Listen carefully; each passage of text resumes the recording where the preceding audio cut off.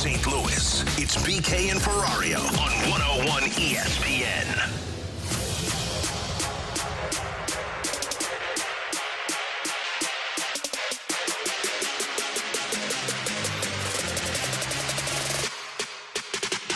Gotta get deep. That is deep and way out of here. Fermin's hit a home run into big bank land. That's a no-doubter. Second for Fermin. It extends the Royals' lead. Doesn't have his main stuff. A little easier to hit with the doubleheader. He tries to stick with them as long as possible, especially if nothing's wrong. It's just not coming out the way he wanted to. It's basically the way he described it, so we'll let him come in tomorrow, have a much better idea as to where we are.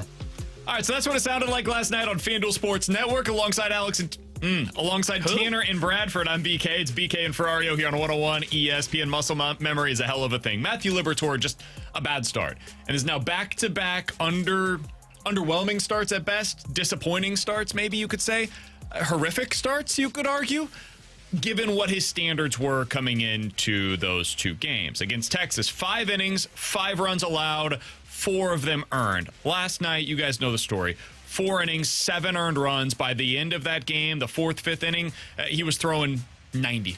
His fastball was coming out, and there was one that was 89 miles an hour, and that's when they decided, you know what, let's go get him. There's no reason to push this. Let's make sure nothing comes out of this that will hurt us beyond just June 5th, beyond just this specific game. We'll sacrifice a little bit of depth here in order to make sure that Liberatore is good for the next 3 months, because they desperately need him. I think you can make a pretty good argument. Libby is one of the 3 or 4 most irreplaceable players on this team right now, given what his results have been so far this season. They desperately need somebody behind Sonny Gray in this rotation to serve as that number 2 starter. He has been that for them, T-Bone. But over the last couple of games, this has become a bit of a trend. You get into the 4th inning, the 5th inning, the velo starts to dip. This has been the case for Libby prior to the 2025 season. It was always all right, he can go out there, throw 95, 96 early, and then you get him into the 4th, 5th, 6th innings, and he's throwing 90, 91, 92. And when his velo is that low, there is a massive gap in the results that you see for his stuff. So I don't know really what to make of it. I don't want to come on here today and be like, oh, this is it. Libby was obviously a fraud. It was all smoke and mirrors. It was never going to be able to sustain itself. I don't know. He says that this is something mechanically that has to improve. I'll trust him because it's the only thing we can do right now. All you can do is hope and believe that this is going to get corrected. But T-Bone, if it doesn't, they are in a really bad spot because there is no internal replacement for what Liberatore has been for them. Yeah, I agree with that. Look, I'm not overly concerned. I do have kind of the alarm bells going off a little bit to where this is something to monitor. I'm hoping you're right, that we trust Matthew Liberatore. Something got off mechanically for him, and it's what led to the huge dip in velocity. His last start against the Rangers, you saw a little bit of that happen. The velo did dip a little bit as the game went along, but not to this extent. They need Matthew Liberatore to be the guy that we saw prior to the last 2 starts, because you're right. He probably is top 3, top 4 in terms of irreplaceable pieces for them, because he's got swing and miss, a decent amount of swing and miss. It's not great like Sonny Gray, but it's good. It's what you would want from a 2 or a 3. They don't have anybody else behind him that's got that kind of stuff. This is a guy that could start a game 2 or 3 for you in the playoffs if you get there. And they don't have reinforcements coming, right? The whole reason Michael McGreevy's down in the minor leagues is because they are so thin with their pitching depth, to where if you did lose a Matthew Liberatore, whether it be effectiveness or injury, they would be really pushing themselves on what their depth looks like from their starting pitching perspective. Donovan 1, Win 2, Sonny 3, Libby 4? Is that fair? I would put Sonny 1. They don't have another guy like that, but yeah, I think it's those 3. Yeah. I mean, Sonny just hasn't been himself this year for most of the season. He's had the home run issue, so down the stretch, yeah, you can make I think those 3 are probably the top 3 in some order or another. Donovan, I would just put up there because of, he can fill in whatever gap you have. And he hits 300. Yeah, he could be a leadoff hitter if you need him to. If Newt went down, okay, Donnie goes up to the top of the order. Feel pretty good about it. Herrera is somewhere in that mix in the top 5 or 6 because of the ability with his bat, but he just doesn't have a position, so I can't quite get him into that top 3. But yeah, I think that's probably your top 4 in one way or another. Yeah, and that just goes to show you how impressive Matthew Liberatore has been this season, to where he has worked his way into that conversation, because we probably would have had him, barely top 20 going into the year. I think he barely cracked our top 20, if I'm not mistaken, our 20 most important Cardinals for the 2025 season. So hopefully this is just a blip on the radar, right? This is mechanics got out of line. We've seen that before with starters. But the fact that you are starting to see the velo dip a little bit does make me wonder, okay, is he starting to hit a wall? And that's when things really become an interesting conversation for the Cardinals, because we've asked them down at the ballpark, right? Hey, is Libby on like a strict innings limit? Are you guys just going to say the classic, what teams do, which is, oh, well, we'll bump up innings like 20 to 30 compared year over year? What the Nationals did to save Strasburg, which ended up not saving Strasburg. That thing. Yeah, exactly. Yeah, boy, they could have used him in that playoff series against the Cardinals. But, I mean, you look at it, 86 innings was his career high last year. He's at 68 and a third already. Like, he's already starting to creep right up to that number before we even get to the All-Star break. So it is worth monitoring to see if he is hitting a wall, because then it creates some interesting conversations for the Cardinals of, do they have to push their depth quicker than they wanted to, or that they wanted to at all with Michael McGreevy when you get out of the six-man rotation? Do you need to push him back to the bullpen at some point, like we saw the Giants do with Jordan Hicks last year when he started to hit a wall? Hopefully that's not the case, and I'm not there just yet, but it is something that has to be monitored here over the next 2 weeks, what his next start will look like, and if you will see significant velo drop off like you did last night. What is a reasonable number in your guys' estimation? I'm not talking about from an organizational standpoint, and a number is just that, but where does he ultimately get capped, given what you said, Tanner, about last season, 80-plus innings, and in the minors, don't believe that at any point in any season he's logged more than 120-plus. Yeah. I wouldn't worry about the innings. He won't be capped, I would say. If he's healthy and fine, I don't think they're going to cap him. And that's what they basically told us. It's going to be how is Liberatore feeling? If he feels like this consistently, then we're going to talk about a cap. But right now, I'd say there is no cap on his inning limit. Yeah, I think it's just a play it by ear situation. 2022, between what he did at the Cardinals high, like the AAA level and the Major League level combined, he was at 150 innings that year. So that was 3 years ago, but even in the next season, he was at 125 innings between AAA and the majors. If he gets to 150 innings this year, I say it's no problem. I'd be totally fine with that. I think the innings thresholds that these teams put on players, there is almost zero evidence to suggest, based on all the publicly available data, that it actually works. Yeah. It's all... We think maybe this will help. Like, throwing less seems like it would be a thing that means that you get hurt less often, but there's no real proof out there that it actually ends up being the case. And it's such a small sample size with all of these things, it's hard to know one way or the other. So I wouldn't put a cap on him one way or the other, but it is concerning. I mean, somebody on the text line, 314-399-9646 is the Air Comfort Service text line from the 314. They said it was fatigue. How do you help that? Skip a few starts? What do you do? And there's a few different options, right? One option is, you put him on the IL for 10 days. Say, listen, we want to nip this thing in the bud before it becomes more concerning. Get your body right, and then a few starts from now, we'll go ahead and put you back into the rotation, and hopefully everything is good the rest of the way. That's one scenario. Just rest and recovery. Hopefully the arm is able to get back to where it was. Option 2, it's just purely mechanical. And because they're on this six-man rotation right now, the timing is pretty good if it's the case.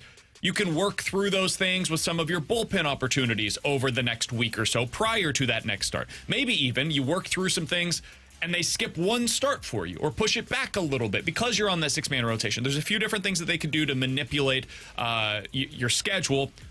The doubleheader yesterday doesn't exactly help in that regard, but whatever, It is what it is. And then the third scenario is everything's fine, and it was just a one-day thing. Yeah, we're not even talking about it. It's 2 starts from now. A week from now, it's as if this never happened.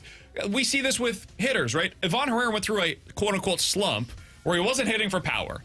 Well, yesterday he hit for some more power. It was like a week where he did it. So for a hitter, that is the equivalent of a start. Maybe we see that. It's hard to know. The team internally will have more information certainly than we do right now, but it's not a good sign when you see Libby in back-to-back starts. He gets into the 4th, 5th, maybe 6th inning, the 4th or 5th in these scenarios, and you see the velocity start to dip, because this was his MO prior to the 2025 season. It was always looks great for 3 innings, and then things start to go down there, that downward trajectory.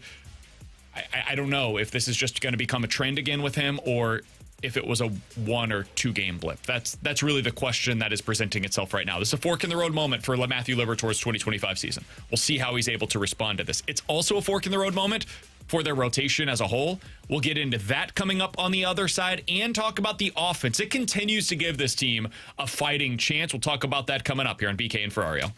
Text us anytime at 314-399-9646 on the Air Comfort Service Heating, Cooling, and Insulation text line on 101 ESPN.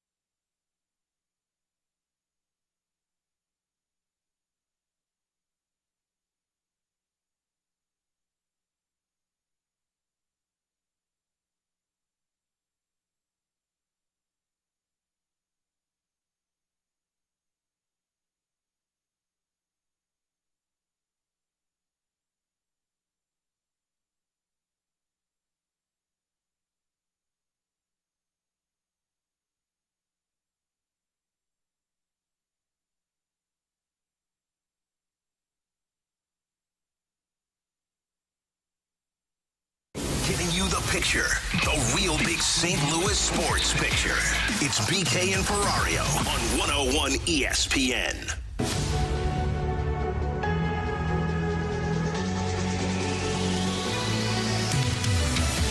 Swing, high drive, broke to left center. The ball is gone. Right to left center, field base hit. Here comes to the left third. Waters up, his throw, way to the Cardinals. Win it in 10. I just like the fact that they walked Donnie to face me. That kind of fires me up. It's part of the game, though. Not to respect, but I was so fired.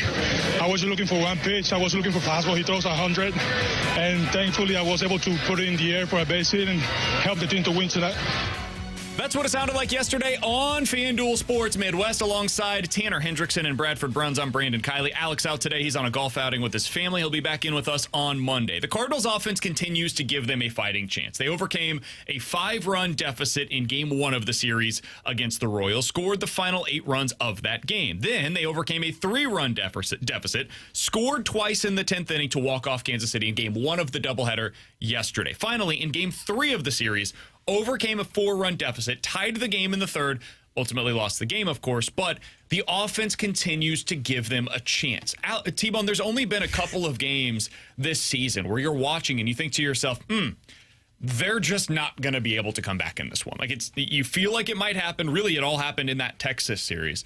You feel like they might be able to fight back, and then boom, it just explodes, game's over, and they never found a way to do so. But for much of this season, the offense, at least for me, I can speak for myself here, it keeps you tuned in. It forces you to continue watching these games because you're like, I don't know if they've got the pitching to be able to keep this game close, but if they do, man, I think this offense is going to get them back into it eventually. Even that first game where Cameron just really stymied them from start to finish. I thought it was a silly decision to pull him from that game, but the offense came alive after they did pull Cameron, and the Cardinals found a way to come back. That, to me, has to become a theme because this pitching is coming back down to earth a bit. We always knew this was very likely, and I did a bunch of numbers over on Twitter at BK Sports Talk if you want to check them out. It's gobbledygook when I say this over the air, but just understand this.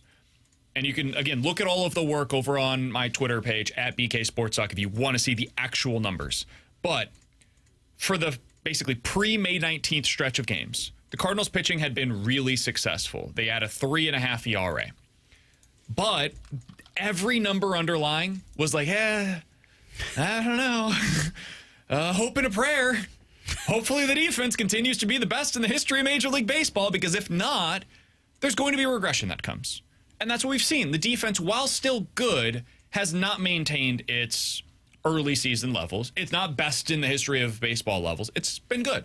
Like top 10 in Major League Baseball since like the middle of April. That's not good enough with this pitching staff. If you have this many balls that are put into play and the defense is merely good and not, holy crap, they're making unbelievable web gym plays every single night. Did you ever watch web gyms as a kid? I remember it on ESPN. Wasn't sure if that was still in your era. If you're not having that every single night, yeah, it's going to be hard. And that's what we've seen. The pitching now is actually getting a little unlucky. They were fortunate. Now they're a little unlucky. So stuff has shifted like way further in the other direction. The pendulum has swung almost too far. The true talent is probably somewhere in between, like a 4.5 ERA staff, which is slightly below league average. That puts a lot of pressure on your offense. It puts a lot of pressure on your bullpen. And those things have to continue to prop this team up over the next 6 weeks to allow Mo to have the opportunity to stabilize the rotation as we get into deadline season. But for right now, this is what you've got. They've got to keep pitching as well as possible. And then the offense, defense, bullpen, those are the three things to me that are under the most pressure right now. Yeah, and I agree with that. I think the offense is the one that I've said this for probably a month now, even when the pitching was doing well. The offense is the one that's going to have to carry this pitching staff, because I agreed at the time of, hey, there is going to be regression coming for the pitching, and they probably are going to settle in at being about a middle-of-the-pack rotation across all of Major League Baseball. And when you've got that as the case, then you have to really rely on the offense, right? And to your point, last night, the offense gave them a fighting chance in those two games. They came back in one of them and won. I mean, they scored 5 runs in the other game, right? It was your pitching just didn't live up to it, and you give up 7 runs, and you end up ultimately losing that ball game. I agree with you. Their offense typically keeps them in these things. The only games that I look at when I say, oh, their offense wasn't in, was when they just get out of it, like, super early. Like, you look at those Texas games, they were down, like, 11-0 before you knew it. Okay, well, you're not coming back in that one, right? The other one, I think it really snowballed in the end, where they lost 8-1 against the Texas Rangers. That's really the only series, though, that I can point to and say, I have felt like your offense just didn't show up. For the most part, the offense has been there and been doing its part. Were there other... I guess Boston. But Boston, it got away from me a little bit because the pitching was that bad. But, I mean, your offense put up 9, 4, and 7 runs. Yeah. So they did what you could... everything you could have asked for and then some. But even that New York series, you go back to that. I mean, they were close games. They were save situations, and I think every single one of them, yeah, all of them were a save situation technically for the New York Mets. So, I mean, there was one game against Milwaukee, it was 7-1. A game against Cincinnati, that was 9-1. It's very rare this season that you're losing big. The only series where you had multiple of those was basically a Texas series that we just saw. And it was a blip. It was a blip on the radar. We even saw that going into the KC series. I was wondering, like, is this going to become, the offense is going cold, because they didn't look great against Detroit at times. They didn't look great in that first series against the Royals. Then they go cold against Texas. What's going on here? They're able to rebound. So they found a way to get things going again against KC. We'll see if they're able to do that against the Dodgers. We got a couple of texts. 314-399-9646 is the Your Comfort Service text line from the 314. Guys, that's not all Contreras had to say from the other 314. Didn't want to play the whole interview from Contreras? Let's go ahead and do that. And I think they're going to face like a good team or nice team or team. And I think we're a good team and we can everybody and whoever wanna comes here and try to win us they're gonna have a hard time. I love Wilson Contreras. I love it. That is the exact mindset that I want from my team. Whether we're playing a good team or a you-know-what team, anybody that wants to come in here, you can get bleeped. That's the exact mindset that you want from your all-star caliber player that in the offseason could have gone somewhere else. He had every opportunity. He's a good enough bat. Somebody would have taken him. That bat, dude, talk about Houston. Houston would have loved to have had Wilson Contreras as a non-catcher who's ready to move positions now, which he was not ready to do when they wanted to trade for him at the deadline a couple of years ago, and they wanted to put him in the outfield or put him at DH for them. He's like, nah, I'm a catcher, and they decided not to do that. But they could have found a suitor pretty easily for Wilson Contreras. He said, no, I want to see this thing through. I signed with St. Louis for a reason. I want to be here. He believed in the core of the team more so than most of us on the outside looking in. And then he's backed it up this season. His performance has not been perfect. He got off to a really sluggish start, but otherwise, since the first month, he's been Wilson Contreras offensively. He's playing great defensively for the most part at first base. There's a couple of moments where it doesn't look great, but by and large, it's been very good. I love what we have seen this year for Wilson Contreras, and I think we're really starting to see his personality shine through, which is something the Cardinals wanted when they signed him. And I think because of the way that things started, you didn't really get to see that in the first year or two. I agree with that. When he got thrown under the bus, it's hard to really shine that personality through when you're being told you're not a catcher, even though we signed you to be that. And by the way, the whole personality to shine when you've been the bus goes over you and then rolls back over you and then your does whole it again. rotation just throws you under that bus. Yeah, I agree with that. I love watching Contreras play. He brings that fire that I think really resembles this team, right? I think a lot of the guys on the team, they play with more of what I would call a swagger than a fire, but I think they've got that in there, right? I think they've got that in there. You just see it more from Wilson Contreras, who's willing to say that kind of stuff and be kind of open and honest about their mindset as a team. I think that's how the whole team approaches that, right? I think that's Ollie Marmol's personality. Oh, I'm 100% with you. What you just saw there, I remember when they signed Wilson Contreras, part of it was Ollie had a conversation with him. They met, I believe, in Orlando, if I'm not mistaken. And Ollie talked to him, and he said, I love the fire that he brings to the table. Now, ultimately, it didn't work out for him at catcher. We know all of that. But he said he's committed to getting better behind the plate, all of these different things, and they had hashed it out. Ollie wanted that personality. It's what he likes about Mason Wynn. It's what he loves about Victor Scott II. It's what I think they really appreciate about now. It's different, but Brendan Donovan has a lot of that competitive fire. He talks about this with Kyle Leahy, who on the mound doesn't necessarily look this way, but apparently behind the scenes, this dude's a crazy competitor. And that's what the Cardinals wanted more of. They wanted Lance Lynn in the locker room for that reason, to bring that personality out of the team. I think Ollie's personality is starting to shine through from the roster that they have representing him on a day-to-day basis. Yeah, I agree with that 100%. And like you mentioned Donovan, though it doesn't come off as that, just go back and look at that 23 season. That guy played with only one arm. They were DHing him, and they were the team that had to say, dude, we appreciate this. This would be great if we were in this race. Let's go get the arm fixed, okay? I know you want to play. It's great. We love it. You need to be shut down. And that goes to show you the fire of Brendan Donovan. And you see it with Mason Wynn. Man, you know who says the most F-bombs on the broadcast while you're watching the Cardinal game? Mason Wynn when he doesn't get a hit, right? That's the fire that you see from Mason Wynn. So I agree with you. They really do kind of emulate what if you don't get to see Ollie Marmol behind the scenes like we do, they really kind of show you what the team image is with Ollie Marmol as their manager. They have a toughness. They have a competitiveness and a toughness about them. And even if they're not going to be a team that wins every game, I think there are a lot of St. Louisans that can appreciate that, because there have been times in the past, over the past few seasons, where that did not always feel like it was there. There would be moments where it felt as though the Cardinals kind of let go of the rope. It's like, all right, well, 21 is a great example of this. The Cardinals just kind of let go of the rope in the month of June.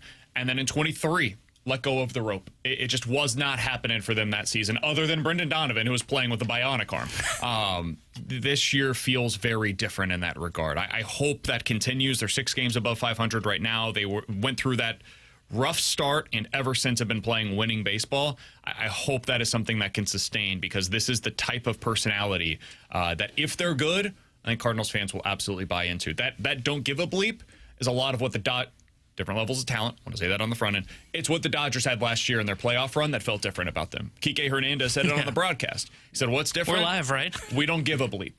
And that's the Cardinals in 2025. They finally said, you know what, whatever. Like, you guys don't believe in us? Cool. We'll go ahead and go out there and prove everybody wrong. And they have the ability to do that this season if they can get the pitching that they need. Speaking of that pitching, Brad Thompson, Cardinals analyst for FanDuel Sports Midwest, is going to join us coming up next to talk about Libby's start yesterday, the Palante-McGreevy situation, where this team is at when it comes to its pitching. BT next year on 101 ESPN. Everybody. 101 ESPN is powered by Kaufman Townsley, St. Louis's injury lawyers. Call 314-500-5000.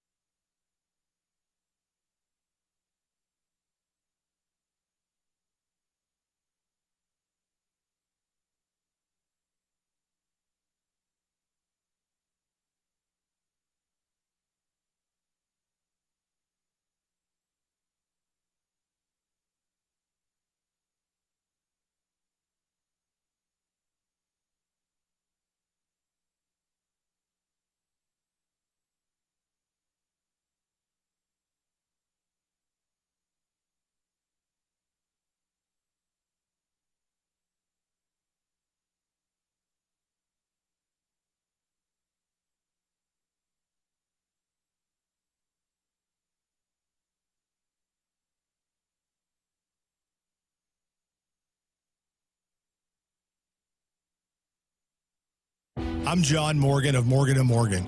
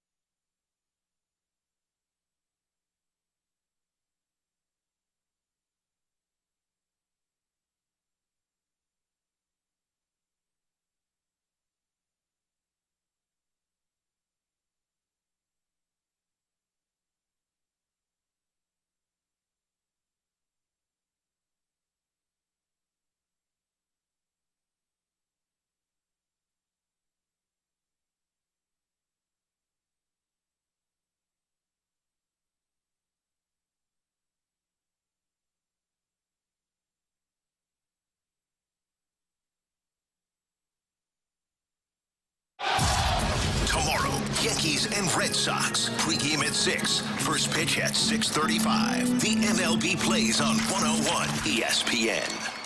101 ESPN Sports Center. Libby's start takes a left turn. Good morning. I'm Bradford Bruns. Your Sports Center update is driven by Johnny Londoff Chevrolet and Johnny Londoff Autoplex. The Cardinals bid to sweep yesterday's doubleheader downtown coming up short. Kansas City claiming that nightcap 7-5 compounding matters. Starter Matthew Liberatore was pulled after full 4+ innings with fatigue-related issues. STL will welcome Shohei Ohtani's Dodgers at 7:15. NBA Finals as heard on 101 ESPN. Indiana rallies again, surging past Oklahoma City 111-110. This evening, ice-wise, Florida battles Edmonton round 2. Your Sports Center update was driven by Johnny Londoff Chevrolet and Johnny Londoff Autoplex. See them at londoff.com. Chevy, together we drive. Are you kidding me? On 101 ESPN. We're hanging with Brad Thompson on 101 ESPN. Hanging breaking ball from Brad Thompson. And boy, does he get a swing on it. Lift and separate and see you later. Hanging with BT is sponsored by St. Luke's, ranked top 2% in the nation for cardiac surgery by Health Grades. Visit stlukes-stl.com.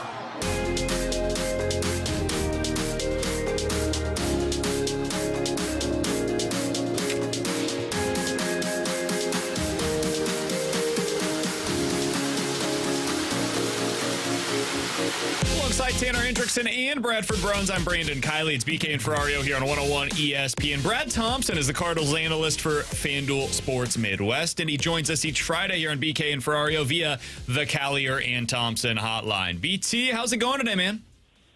Guys, I'm doing great. How are you guys doing? We're doing all right. Would be doing better if the Cardinals were playing a little better baseball right now, but overall, it's been a solid season nonetheless. Let's start with Libby. What happened last night, BT? Well, look, he said it, right? It's just that overall just felt out of whack. He said physically feeling fine, but, I mean, the way that they labeled it was, fatigue-related issues. He just didn't look like himself. And anytime that you see a drop in velocity like that, we saw him in the first inning against, I think it was Michael Garcia, have a 95 or 96 mile an hour fastball. They're in that fifth inning. He's rolling out. Fourth inning, he's rolling out 90, 91. So you do worry about that. With him, it was more timing. But you could just tell early on that he wasn't sharp. Like, he didn't have that ability to run the cutter in on the hands of some of those right-handers, a pitch that's been so effective for him. So he was just off. So the thought of is there concern with Matthew Liberatore? Look, if the player himself is not concerned, the medical staff isn't concerned, the manager's not concerned, then I'm not going to be concerned. I just hope that he's able to iron out those mechanical issues, because that's something that he's done such a good job of this year, and that really is the evolution of being able to make those adjustments quickly and get back in sync. Yesterday was the first time all season long we've seen him not be able to make those adjustments. The timing was just off. So it'll be a good 4 or 5 work days for him to get back to that spot, but I'm not concerned about Matthew Liberatore going forward. So that was going to be my follow-up, BT, because, you look at the game against Texas, and I didn't notice it in game, honestly, until today when I went back to look at some of the numbers. The velo dipped for him in the fifth inning there as well, where you saw him throwing 90, 91 in that fifth inning. That was the case last night, where it dipped all the way down to 89 in that final at-bat. We had seen this previously with Libby a couple of years ago when he would be a starter and he'd come in, he's throwing 95, 96 early on, and it dips by the time that he's leaving the game. That, to me, is the one thing that it got my ears perked up a little bit when I saw the velo dip again, because that's been his MO at times in the past when things go south for him. Your level of concern is pretty low on that? It is. It still is something that they are definitely going to keep an eye on, because, BK, you're absolutely right. That was one of their biggest issues with him as a starter, was just that, right? You had the stuff coming out of the gates, but wasn't able to maintain it. And I feel like some of that was just kind of that role, that hybrid of you're starting sometimes and you're in the pen sometimes. It makes it very difficult to maintain it, but we really have not seen a lot of that this year. Obviously saw it yesterday, as you mentioned a little bit there at the end of the Rangers start as well. But to me, as long as the feel is still good for him and as long as he is checking out medically, I'm not worried about it. If it continues to be a trend, just like anything else, right? You don't worry about something until it lingers on for a little bit. But I feel like Matthew knows himself so well right now as a pitcher, what he needs to get ready. And you're always going to have times. I don't care if you are a veteran guy or a young guy or kind of in the middle of your career. You have times during a season as a starter where you do have a dip in your stuff, where it's just kind of maybe even a dead arm period, a fatigue period. There's no pain. You can't really explain why the ball's not coming out of your hand hot, whether it be sequencing in your delivery or just timing of your release. But there's just going to be times when you have that. It's about battling through those games, figuring out ways to limit damage, and then realizing that all the work that you're putting in behind the scenes, the arm is going to kick in, all those things are going to be fine. So when he is going through those times, that's going to be the biggest key is how can he dig deep? Where can he find something to get these guys off of his stuff? And unfortunately, just was not able to do that in the ball game yesterday. BT, I did want to ask you about another one of the young arms for the Cardinals in their rotation, and that's Andre Pallante. Had the game get away from him against Kansas City in the first game of that 3-game set. And when you look at Andre Pallante's numbers, he's gone back to what was kind of the problem for him prior to being put into the rotation last year, which is he's become very splitty again. Right-handers, 860 OPS. Left-handers have the 684 OPS against him. What have you seen from Andre Pallante over his last couple of starts? Yeah, look, and you're very right. Like the splits are real. Again, they're not to the extent they were a couple of years ago. And the thing is with his sinker, while effective in on the right-handers, it's really not a pitch that he can throw in the strike zone very much. And when I say not, he can't do it, he physically can do it, but the results are his ball doesn't move like a traditional sinker. It's got less movement to it. The profile is nothing like his profile of his movement for his four-seamer. So it really is an effect pitch. So if you're using that for effect on the right-handers in off the plate, that's great if you can dot your slider for a strike afterwards. And to me, that's been one of the biggest things here in the last couple of games is that command of the secondary stuff, specifically that slider, has not been as tight for Andre Pallante. So then you're going to run into issues where if they see spin, they just spit on it because they know they don't have to recognize it, don't believe that you can throw it for strikes, and then they're able to sit on that fastball again, whether it's the sinker that you end up throwing on the plate or it's that four-seam away.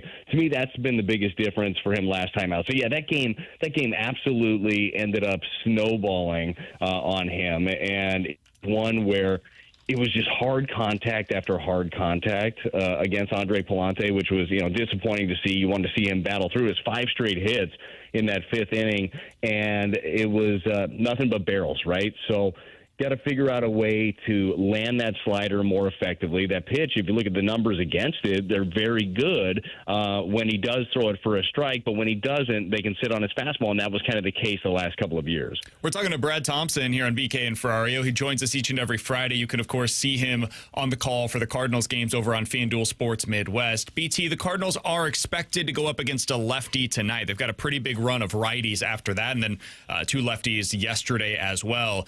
It does make me wonder, and I'm curious if you have had any conversations around the club about this. Do you think there was any conversation about potentially calling up a Thomas Sajaci or a Lucan Baker to help them through this run of lefties that they're seeing right now? And if not, what do you think went into that decision? I don't know the answer to that. I do know this. If you're looking for Sajaci and Baker to help you through some lefties, you don't trust in your offense. This offense is plenty good without those 2 guys, with all due respect to them. And they're putting up the numbers to show. You look at this last series. I mean, they scored 18 runs. I did the rough math. That's about 6 per game. Generally, like that's enough to win some ball games. Unfortunately, you gave up 22, right, in that one. So they went with Valade as the guy. I think, who knows, that could end up changing at some point for them, depending on how long Walker stays on the IL. If he has to go on a rehab stint, who knows, what decisions might be made when it comes to that. But I don't know if there were any conversations about that. I do know that they want J.C. playing every day. That's why they ended up sending him down. They want Baker to get every day at bats. That's why they ended up sending him down as well. So that's just not something that either one of those guys would have gotten. I mean, they could have gotten a run against a couple of lefties, but they wouldn't have gotten that right here, right now. So to me, the offense is really not an issue. I don't think that they needed that help. You always want your offense to get better and better. It's nice to see Herrera starting to see the ball better. It's nice to see Contreras go on a run right now. It's a big swing of the bat by Nolan Arenado, who, with all due respect, love Nolan. His at-bats had not been very good here in the last couple of weeks, so great to see that 2-run shot that he hit. But yeah, I don't know if there were. I'm sure there were conversations of who they were going to bring up and how it best fit. But I don't think that those little tweaks are going to make a huge difference right now in this offense. Sure. And we've been skewing mostly negative here. They've lost 4 out of 6, but you mentioned the offense. And there has been some positives there. I mean, you look at it, you mentioned the numbers against Kansas City. When you scored 18 runs in a series, you feel pretty good about the offensive production. And BT, a lot of that came while they were chasing, right? They get down and then they find a way to come back. And that's really been their mantra all season long. This is an offense that keeps them in ball games. You've been around clubs that have had success in the past, and many of them had that capability. What is it that allows for a team to have that kind of belief that they're going to find a way to get back into the game? Because I don't know that that's always been the case about this team in recent seasons. Yeah, it absolutely hasn't been. 2 years ago, you're down by 2 runs, and you're packing up your notes already. It's like, all right, well, this was fun.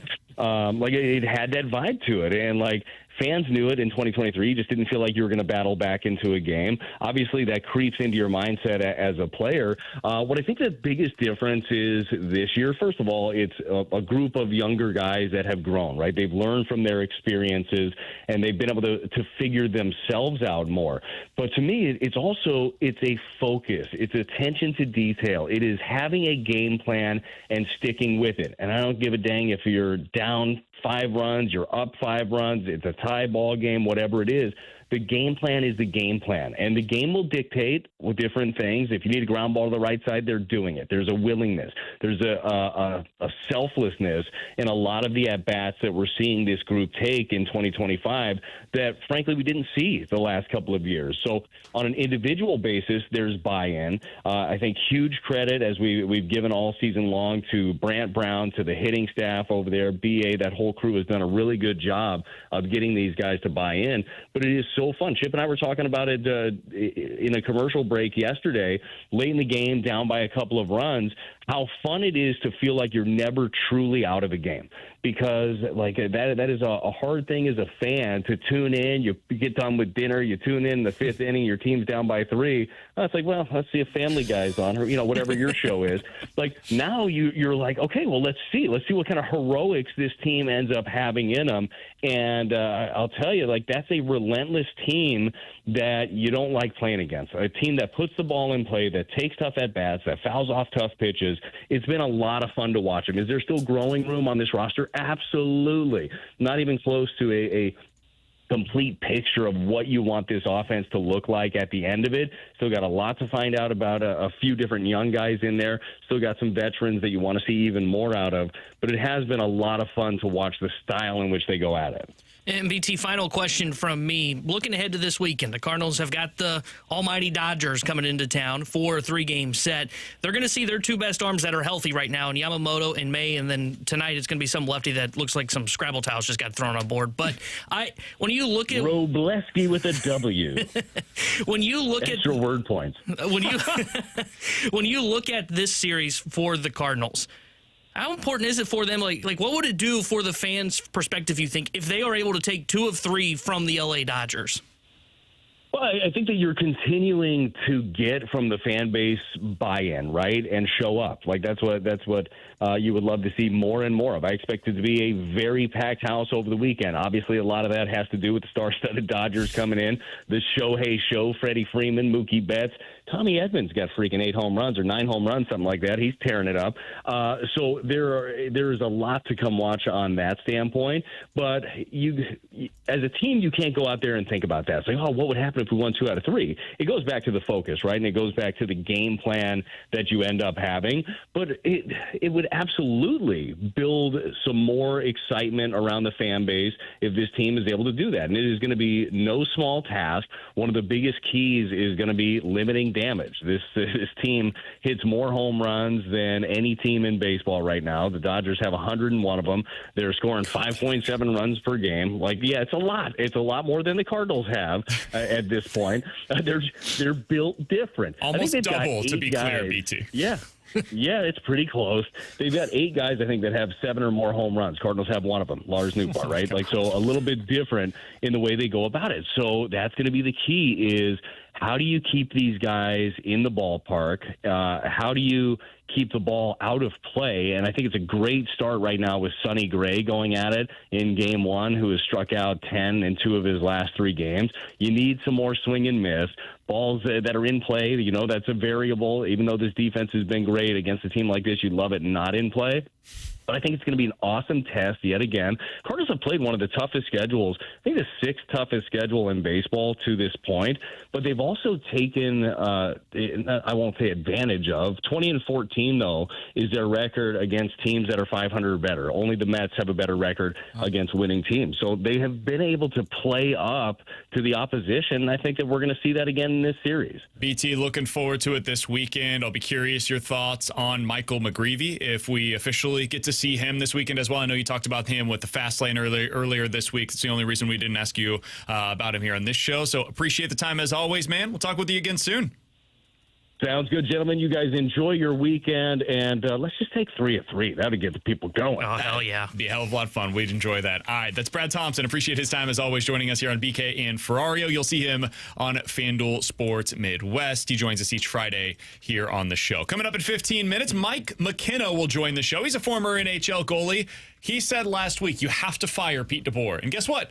The Dallas Stars have indeed fired Pete DeBoer, so he'll join us to take his victory lap, I would assume, coming up here in just a little bit. Ask us anything, sports or otherwise, coming up next here on 101 ESPN. The Spread Zone, where sports betting meets reckless optimism, questionable logic, and the occasional stroke of genius. With hosts Anthony Stalter, Tim McKernan, and Scott Rizzuto. Check out the latest from the Spread Zone at 101ESPN.com or the 101 mobile app. The Spread Zone is brought to you by FanDuel Sportsbook. Make every moment more.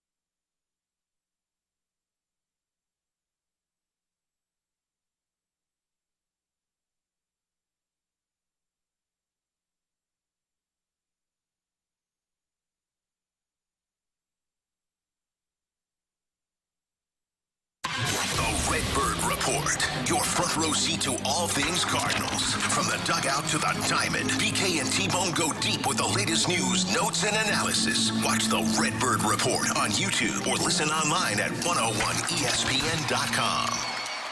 This is exactly where you want to be, listening to us. It's BK and Ferrario on 101 ESPN. You've got questions, we may have the answers. Maybe. It's BK and Ferrario's Questions and Answers on 101 ESPN. 314-399-9646 is the Air Comfort Service text line for Ask Us Anything. Ask us any questions, sports or otherwise, except for that one, 314. Not answering that on the air. Asked about the drama that took place yesterday on social media. Nope, not touching that. All right, from the 970. Guys, what is the trade package that you would accept for Jordan Kyrou? This is going to be a little vague. I don't intend for that to be the case, but it's hard for me to answer specifically because there's a lot of players that I would probably accept for Jordan Kyrou. Like, hey, Florida called, said, hey, Matthew Tkachuk, would you be interested? Yes, of course. Let's do it. Kyrou plus something else, yeah, I'm willing to talk there. Really, it's just this. I need to be getting better by trading Jordan Kyrou. And I think my threshold for that is much higher than many in our audience. If you are getting somebody that is comparable and costs more money and has a no-move clause, I'm not interested in that. Like, for example, Jason Robertson for Jordan Kyrou. I'd probably say no to that if I'm the Blues because he's going to be more expensive. He's going to be probably $10+ million.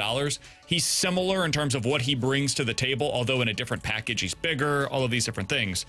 I would just rather have Kyrou. It's the known versus the unknown. Dallas is getting rid of him potentially for a reason.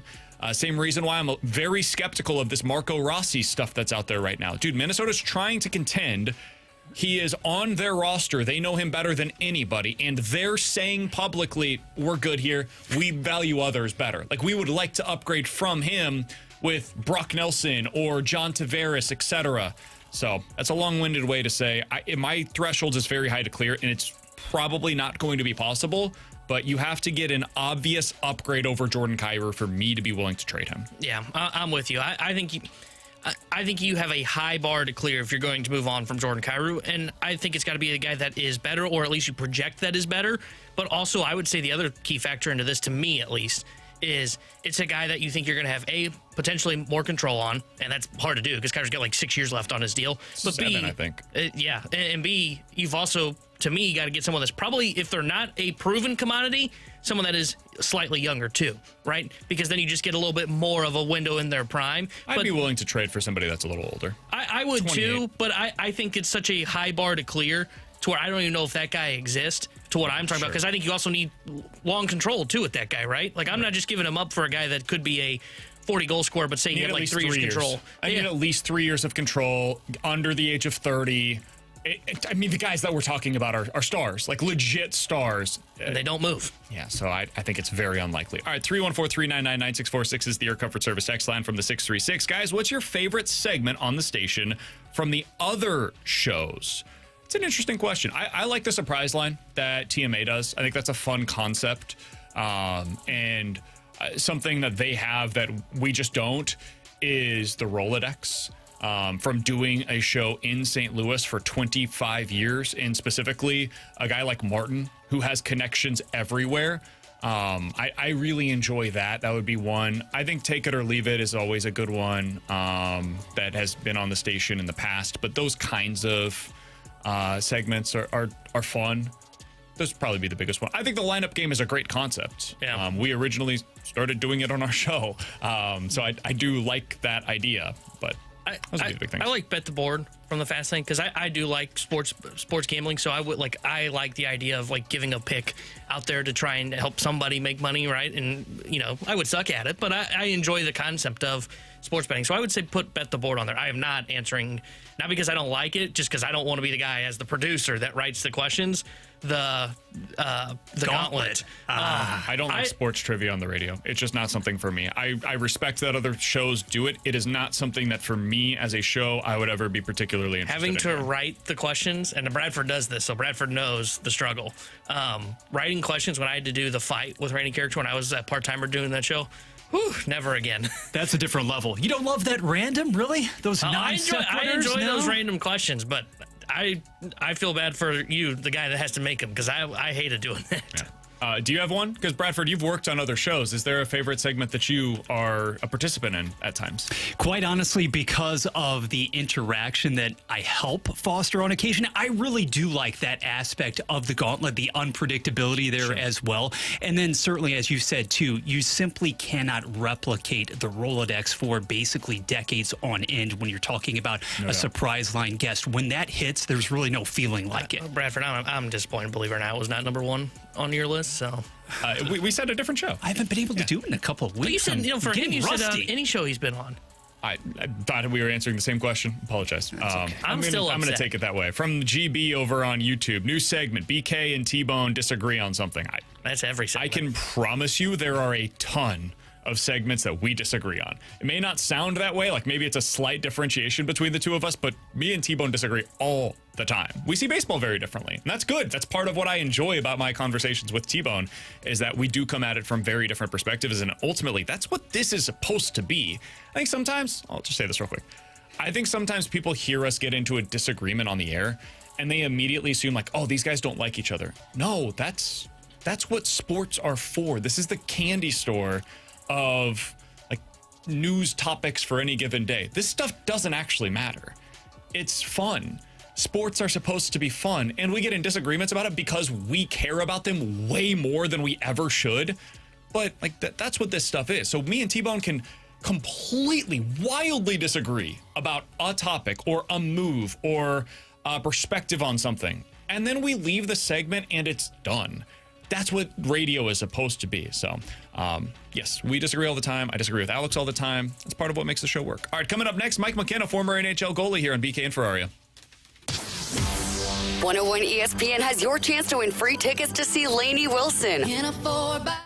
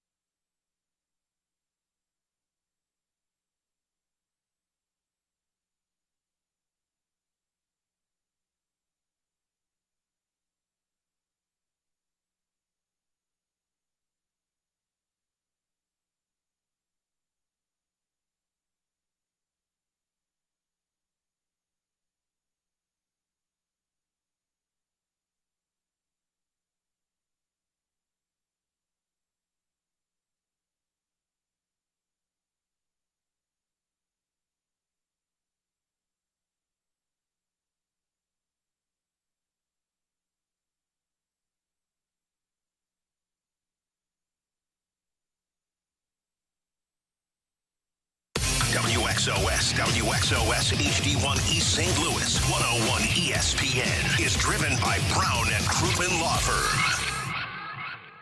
They are St. Louis. It's BK and Ferrario on 101 ESPN. Going between the pipes with former NHL goaltender Mike McKenna. Save by Mike McKenna. How do you like me now? Between the Pipes is refreshed by Macadoodle Spirits, fine wine, beer, and cigars. Now open in Darden Prairie.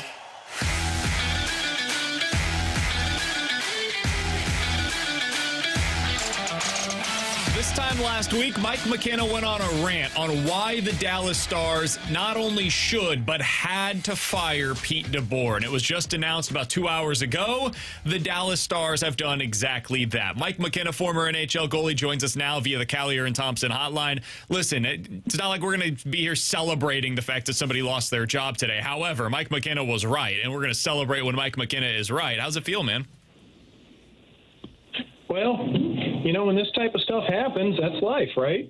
I mean, don't know any other way to put it here. You know, it is. So, yeah, it's good to be talking to you guys.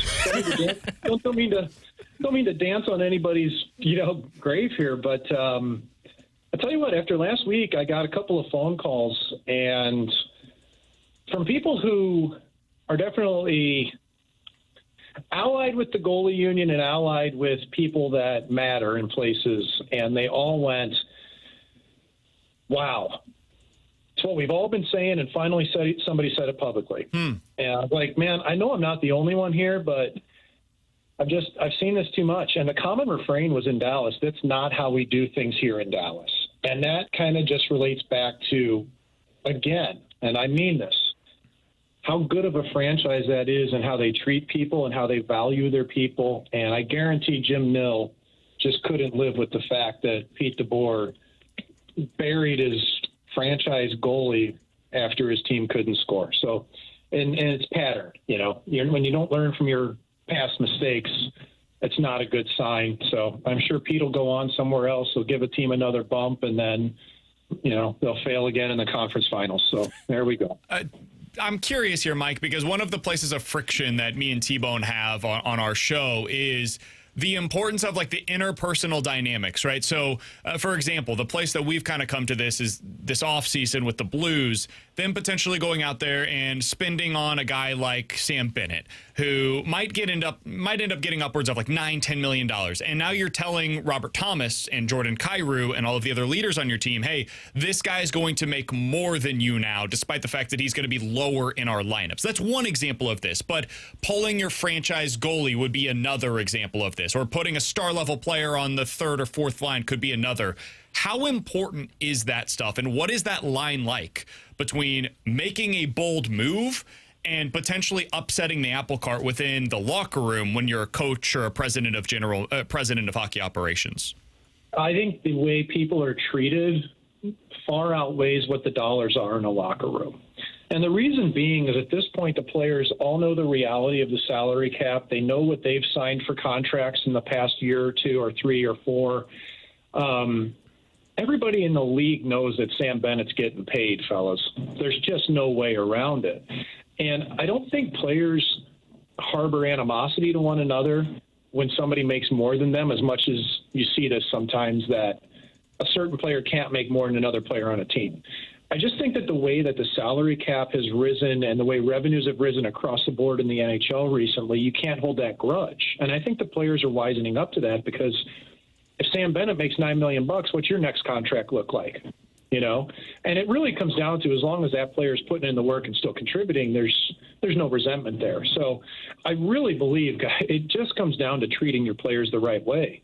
And you see it with the great organizations. They do that now. You didn't have to do that. Like Mike Keenan could be by the way, fellow St. Lawrence University alum, and Mike Keenan, as myself, and I actually really like the guy in person when I've spoken to him, but man, he just razor bladed through people, right? It doesn't work in today's world. And, even John Tortorella in Philly, he's tried to soften up and be better. And yet every year there's always animosity with players. So to me, that's what it comes down to. It's way more interpersonal relationships than it is anything that has to do with money. So, Mike, with that being said, how critical is this next hire then for the Dallas Stars, right? Like, you just move on from a guy that got you to the conference finals. They're a team that is in their win-now window, and I agree they had to make this move after this, but I don't think you can just hand the reins off to a young head coach, first-timer, and say, okay, well, take us to the promised land now. Yeah, no, I'm actually, in this instance, not sure what the right answer is. I don't think I always have a right answer for anything, but we've seen Dallas go to the conference finals with Pete DeBoer. We've seen them do it with Bones when he was there. You know, they've done it with Montgomery. He would have taken them there too. They've got the players, but they do need to get over the hump. And that hire will be critical. I just don't want to see a retread. You know, I think especially in St. Louis, though, we get a little bit leery because Drew Bannister got the call, when Chief got fired, and Bannister had a nice little bump at first.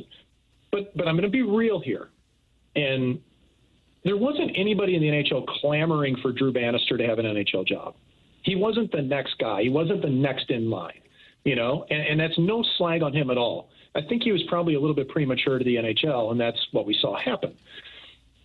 There are people in the American League, there's people in college that have done this before. You got a Todd Nelson in Hershey. The guy's won 3 Calder Cups down there. He was brief head in Edmonton.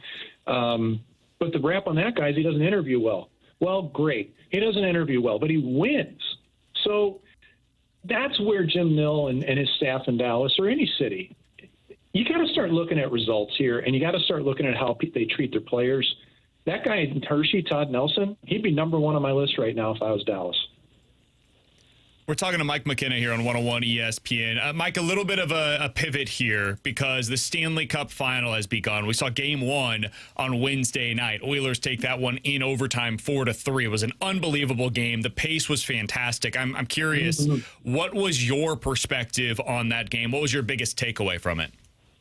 I really liked how Stu Skinner came alive, you know, and he kind of has this. Sometimes he backs into games a little bit, but I think years past he would crumple in big moments. We saw a bit of that even at the start of the Stanley Cup playoffs this year. But I think he's really learned how to handle adversity better. I think he got better as that game went and became real strong for them. And I really like that because he's a guy that was always an underdog, and he's worked really hard to get where he is, and he has so much pressure being a hometown guy. He's hard not to root for him. That part really is cool. I thought that it's no surprise that McDavid and Draisaitl were connected at the hip in both games, or in the game, you know, but I did think that they were a little bit minimalized at first, which I was impressed by with Florida. I just felt like by the end of the game, though, that Edmonton had more juice, and Edmonton was able to continually defend and clean up anything that Stu Skinner had in front of him, which is a marked improvement for that club in Edmonton. Mike, I'm curious, when you see the Edmonton Oilers, what is the lesson to learn from how they've gotten to the Cup? And I know it's easy to say, well, they've got a McDavid and a Draisaitl. Good luck. But it's hard to do that, right? They went through a tank for a rebuild for multiple years before they finally got those guys in, and they missed on a couple of picks. So what is the lesson to be learned from the Oilers, if there is one, if you're the St. Louis Blues? Hey, man, it's tough when you don't have McDavid and Draisaitl. The lesson is don't try to replicate what they do, basically, right? Well, what's interesting about what they've done is it's been through a couple of different general managers. They had to find the right people. They finally kicked the old guard out of the building in Edmonton. That happened, 3, 4, 5 years ago. But I think the key to what they've done, other than having generational talent, is in the past years, at least, they've found players that complement their team really well, and not just their team, but complement their star players. Zach Hyman turned out to be a perfect fit for that team. Matthias Ekholm on D turned out to be a perfect fit for that team. And so, they at times were conservative in past regimes and not going for players. I think they've been a bit more aggressive, but I think they've been very, very smart in using some of those analytics in recent years to figure out the perfect fit for their team and for those top players. Not just a good player, but a player that all those advanced statistics are saying this player, Zach Hyman, should succeed in front of the net playing with these people. Or Matthias Ekholm can move his feet and work on the blue line and also contribute defensively, even when he's hurt, which you're now seeing for the Oilers.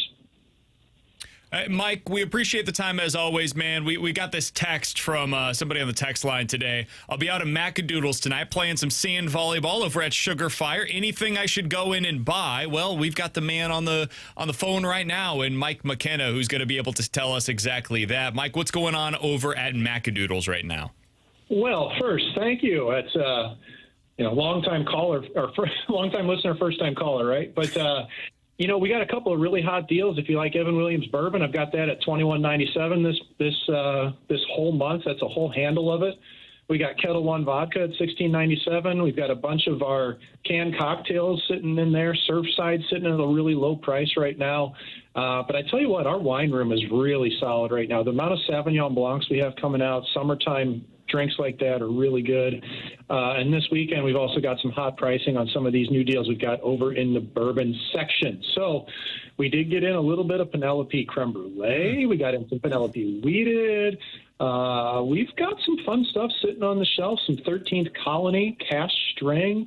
So we got a little bit for everybody. We'll be hot all weekend. I'll be here 9 to 5 today. I'll be here 9 to 5 tomorrow. Come say hi. I even got to sign some autographs yesterday, guys. Like my rookie card, not a bottle of booze. So it was very fulfilling. Honestly, the bottle of booze would be every bit as good for you at this point in your life, right, Mike? It cleans out the inside. That's right. Mike McKenna joins us each Friday. T-Bone, if you haven't had any of that Penelope yet, you should absolutely go over to Macadoodles and get yourself some. It's fantastic. A really great pour. Appreciate the time as always, Mike. We'll talk with you again next week. Can't wait. Talk to you then. We got the race coming up the next weekend. Bommarito 500 over at Gateway. Can't wait. Looking forward to it. That's Mike McKenna. He'll break that down for us next week here on BK and Ferrario. Appreciate his time as always. Coming up in about 15 minutes, we do have to talk a little NBA. Just a little NBA. I promise you we will relate it back to St. Louis sports, but are the Pacers really going to pull this thing off? Is that really going to happen? T-Bone thinks maybe. I'll explain why I'm still skeptical coming up in 15 minutes. But next, looking back, did the Cardinals make an underrated deal for Eric Fedde last year at the deadline? We'll talk about it here on BK and Ferrario. You can now listen to 101 ESPN on demand. Get caught up on all our shows and podcasts at 101ESPN.com or on the 101 mobile app. 101 ESPN podcasts are presented by the Schaefer Door Company.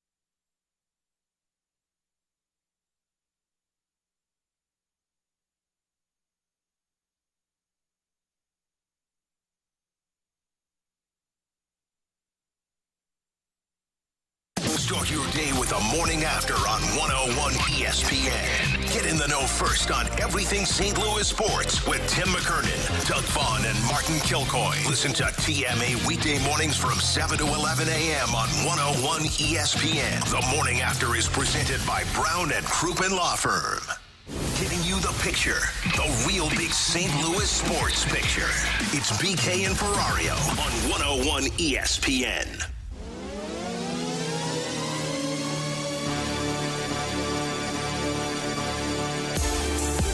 Alongside Tanner and Bradford, I'm BK. It's BK and Ferrario here on 101 ESPN. So I think there was a lot of, I wouldn't say panic, but frustration, maybe, would be a word that I would use to describe the way that many Cardinals fans felt at the beginning of the season, watching Tommy Edman become Tommy Four Bags instead of Tommy Two Bags. Tommy Tanks. Because he was hitting home runs left and right. It was all you could see him do on a consistent basis.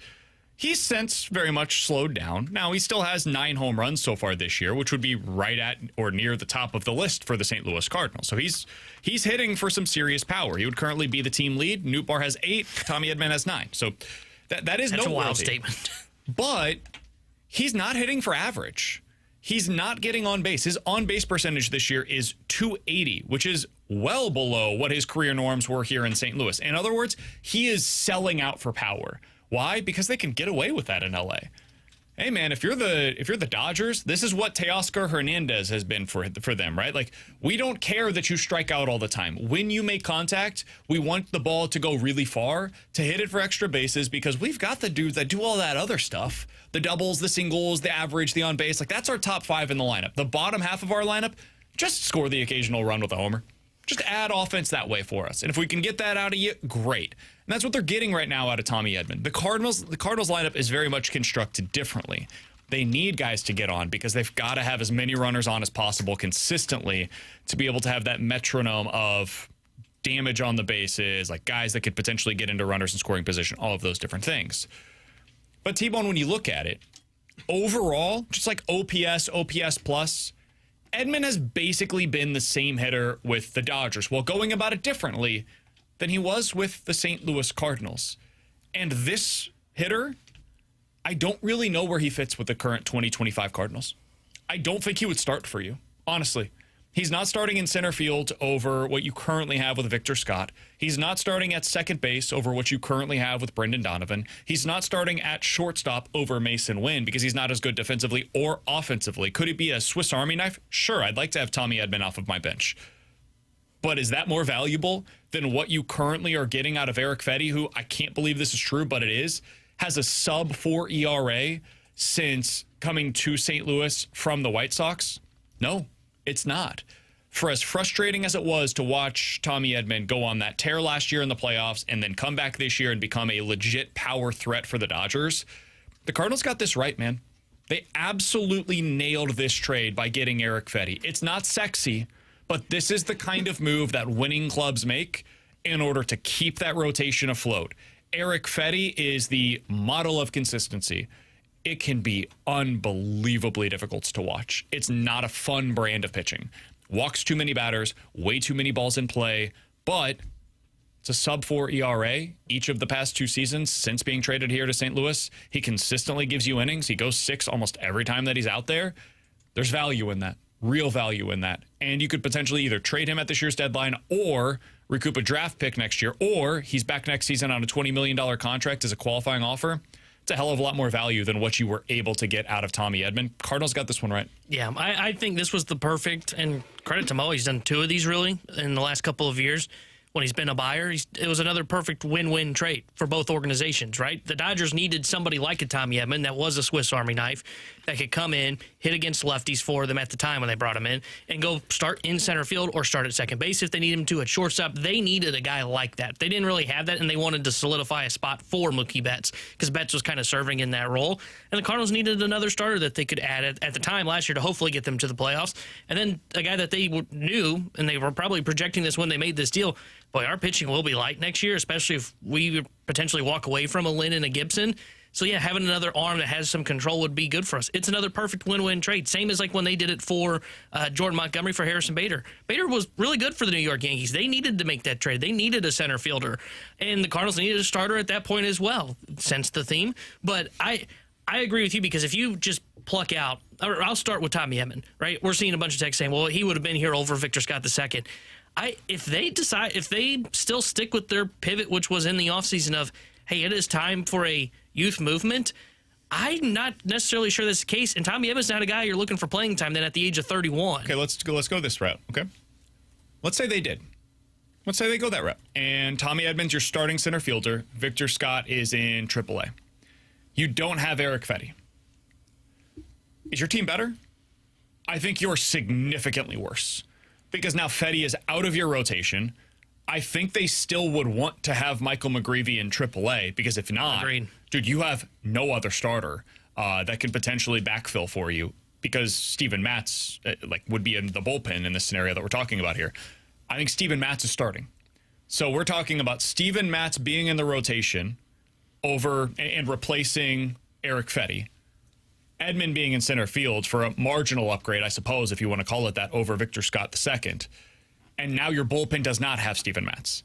So you have downgraded from Fedde to Matz in your rotation. You've downgraded from Matz to, I guess, Graceffo, maybe, would be the answer, as the long reliever in your bullpen. And now you don't have a lefty for high leverage spots other than JoJo Romero. So on days that he's not available, good luck. I think that team is significantly worse, and it has a trickle-down effect where you potentially lack innings because of what Steven Matz has been for you as a starter in the past. I don't think this team is better with Tommy Edman on it than it is with Victor Scott and Eric Fedde on it. Yeah, I agree. I think it's significantly worse. Yeah, I think they might be marginally better offensively. I don't think it'd be significant, because it's not like Scott's been a huge negative for the St. Louis Cardinals. In fact, I just saw this. Victor Scott II, and I hate that I'm referencing this because I ripped on this yesterday. Victor Scott II, 1.4 WAR so far this season. Tommy Edman, 1.4 WAR. You have more pop. Yeah, you get more. You got more offensive production there, but that WAR by Scott is carried by his defense, so you're getting a better defender than in center field for sure. The other thing too, when you talk about that pitching staff, I agree that to me that is potentially worse, because why was the whole reason that they moved Steven Matz to the bullpen? Yes, it was partly because of we're going youth movement. We want Andre Palante to start. It was also because you couldn't trust him to be healthy to be a starter for you in your rotation, right? And I'm not saying that's the whole reason that he's been healthy all season long is because he's been in the bullpen. I do think it plays a factor into that, though. Matz had been dealing with injuries in the rotation ever since he got to St. Louis. So you're telling me I may have a guy that is very much injury prone on a team in a rotation that has very little depth. Odds are you're potentially really stretching that depth. And to your point on the bullpen, now you just have JoJo Romero as your one high-leverage lefty arm. And I also think the guy that probably would have been the stretched-out arm if it wasn't Graceffo, because remember they had him start at the beginning of the year for depth, is probably Leahy. Leahy's probably not moved into a high-leverage role. He's probably your long man, because that's what he was when the season started. Or they might have to have him in leverage because they needed somebody. Eventually, you just got to get outs in those high leverage spots, and that requires them to do something else in the middle innings, and I don't know what that something is. I think you're just worse. I do. I think you're worse. Also, they're not as enjoyable to watch. I like Tommy Edman a lot. I think he's a really good baseball player. I think he's perfect for a team like the Dodgers. Dodgers, Mets, Phillies, Yankees, these true contenders that have alphas littered throughout their lineup. Tommy Edman is exactly the type of piece that you need, because you can put him anywhere. He's basically 40% Mookie Betts. And what I mean by that is Mookie fills he is the perfect baseball player. He can play shortstop. He can play the outfield. He always ends up in right field no matter what, but he starts in different places, second base, shortstop, wherever. He can play anywhere. He's always willing to play anywhere. Ruffy Devers. He hits for power. He gets on base. He is the perfect baseball player. Most baseball players aren't like that, especially superstars. And so you need somebody like a Tommy Edman to fill the gaps, wherever that is on your roster on any given day. And for the Dodgers, he's a guy that can play shortstop, second base, outfield for you. He can do a little bit of everything. He adds the pop that they need. If they wanted him to be a little bit more contact-oriented, get that average up, guess what? He could do that too. So he's a really nice piece to have. The Cardinals have had many of these. Harrison Bader, great piece to have if you're a legit contender. If you're asking him to be your 5-hole hitter, not such a good piece to have on your roster. Don't ask him to be more than what he is. I think many of the current Cardinals fit into this criteria. Mason Wynn might end up being this guy, where it's like, dude, that guy's awesome if you've got the other pieces around him that can help you boost your offense. Lars Nootbaar, probably one of these guys. If you put him on the Dodgers or the Mets, dude, you could feel that presence. I can promise you that. But because they're around these other superstars, when they go to the Mets, Dodgers, etc., their abilities end up shining even brighter because you're not asking them to be something more than what they're capable of. So I think this team is a decent amount worse with Tommy Edman on it. I think they made a very good move last year at the deadline in order to acquire Eric Fedde. And I think it was they finally were able to foresee where they were going. They had a clear idea of what 2025 was going to be. And I think that maybe more so than anything else is the through line here. There's a direction to the 2025 Cardinals. I can see it. We can all feel it when we're watching them on a night in, night out basis. And Victor Scott II is part of that. Him getting this opportunity instead of it being Edman or Nootbaar going to center field, whatever, that's part of what they hoped to have this season become. And that's why Fedde was here. To allow those guys like McGreevy, TK Roby, who was just named their minor league pitcher of the month. You could look at some of the other guys that are down in AAA right now as well. Give them time. Allow them to develop the right way so they're not pushed the way that Johan Oviedo was, the way that Matthew Liberatore was, and you end up pushing them far too quickly. It was a really great move. One of the better moves by John Mozeliak in recent years. And I like how you kind of laid out, like when you're looking, if you're like projecting the direction of the Cardinals, there wasn't really a role for Edman moving forward, right, when he came back. No. Because Donovan was the guy that was going to play either Donovan or Gorman was going to play second base. Mason Wynn's your shortstop of the future. We all know that the plan, at least, and it can change, but the plan is Victor Scott II is supposed to be the center fielder of the future. Walker was supposed to be the right fielder of the future, and Nootbaar's the guy that they loved and left. So where's he playing? Yeah. He's not your DH. You're not going to DH, although he is Tommy Tanks. You don't DH Tommy Edman. The text line is probably right. He probably would have been your starter in center field. I just don't think that that's a good answer for this team. And the reason I bring that up, too, because, yes, that might be correct what they've done this year. They also don't get value on Tommy Edman. And what I mean by that is they weren't going to give him that contract extension. No. They could have afforded it. It wasn't a bad deal. Like, any team could have afforded that contract extension. They but just because wouldn't have done it. Yeah, because of all these guys that we were talking about, there wouldn't have been that role. So if you're not going to give him a contract extension, why not get some value for him and go improve an area that you had a significant hole, which was starting pitching both for the here and now in 2024 and then for this year in 2025. It's also why I think we might see Thomas Saggese become this year's version of Tommy Edman. Obviously different. One is like a veteran at the end of his deal. The other is just now reaching the big leagues at the start of his career. But Saggese could be a big-time trade chip for you this year at the deadline. And the fact that they don't have him up right now to serve in a bench role shows you, like, there's some kind of a reason for that. Either they see him as a big part of their future. That could be it. Or they want other teams to see what he's doing down in the minor leagues, to continue to maintain that value so he can become a part of their team's future, right? And if you end up dealing Saggese at the deadline, it would be for similar reasons. You don't see a role for him here. He's not starting over Donovan. He's not starting over Mason Wynn. You have Nolan Arenado now, and you've got other guys that will eventually be coming for one of those spots with J.J. Weatherholt, for example. And he's not currently playing in the outfield. So what's the role for a guy like Thomas Saggese? He may become the next Tommy Edman, who might end up being a good player elsewhere, but maybe there's just not a spot for him. And you get something else that you can extract even more value from. He's T-Bone. That's Bradford Bruns. I'm Brandon Kiley. Are the Pacers really going to be able to pull this off? We'll talk about it next year on 101 ESPN. 101 ESPN is powered by Kaufman Townsley St. Louis's injury lawyers. Call 314-500-5000.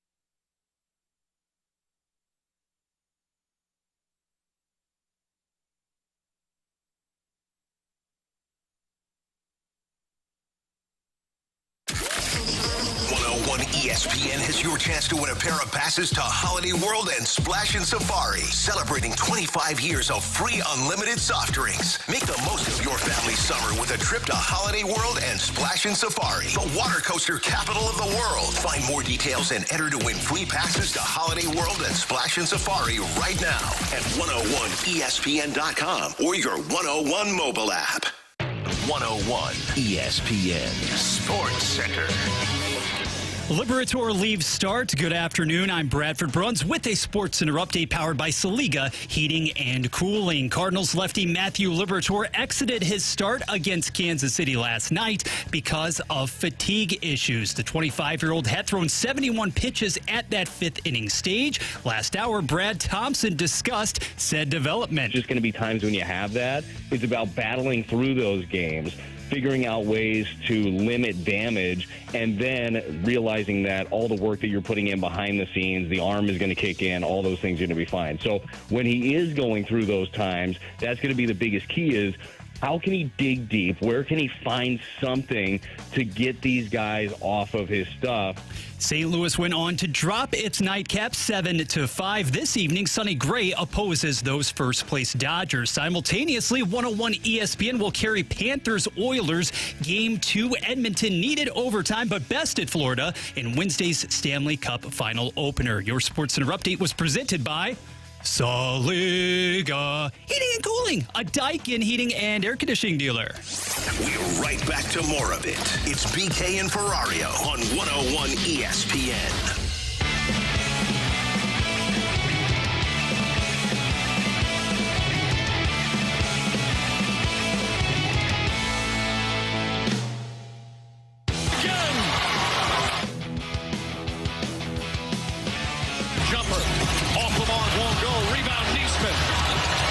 With a chance to win it. Final seconds, no fouls to give. Halliburton looking. Halliburton driving. Pulls up. Jump shot. It's goal! It's goal! With 3/10 of a second remaining. Timeout, OKC. Tyrese Halliburton does it again. Alongside Tanner Hendrickson and Bradford Bruns, I'm Brandon Kiley. That's what it sounded like on ESPN last night as the Indiana Pacers pull off a stunner. A stunning win, not only for that game going in, but given the way that the game had gone prior to the fourth quarter. Pacers were down by like 11 to 14 points almost the entirety of that game, T-Bone. And then in the fourth quarter, they just found a way to come back. As you were watching it, I don't know if you at home had the same experience for anybody that's listening right now, but it just felt like, okay, they're kind of at arm's length distance. You always felt like they should be down by more than what they were. They had 19 turnovers in the first half, 19 of them.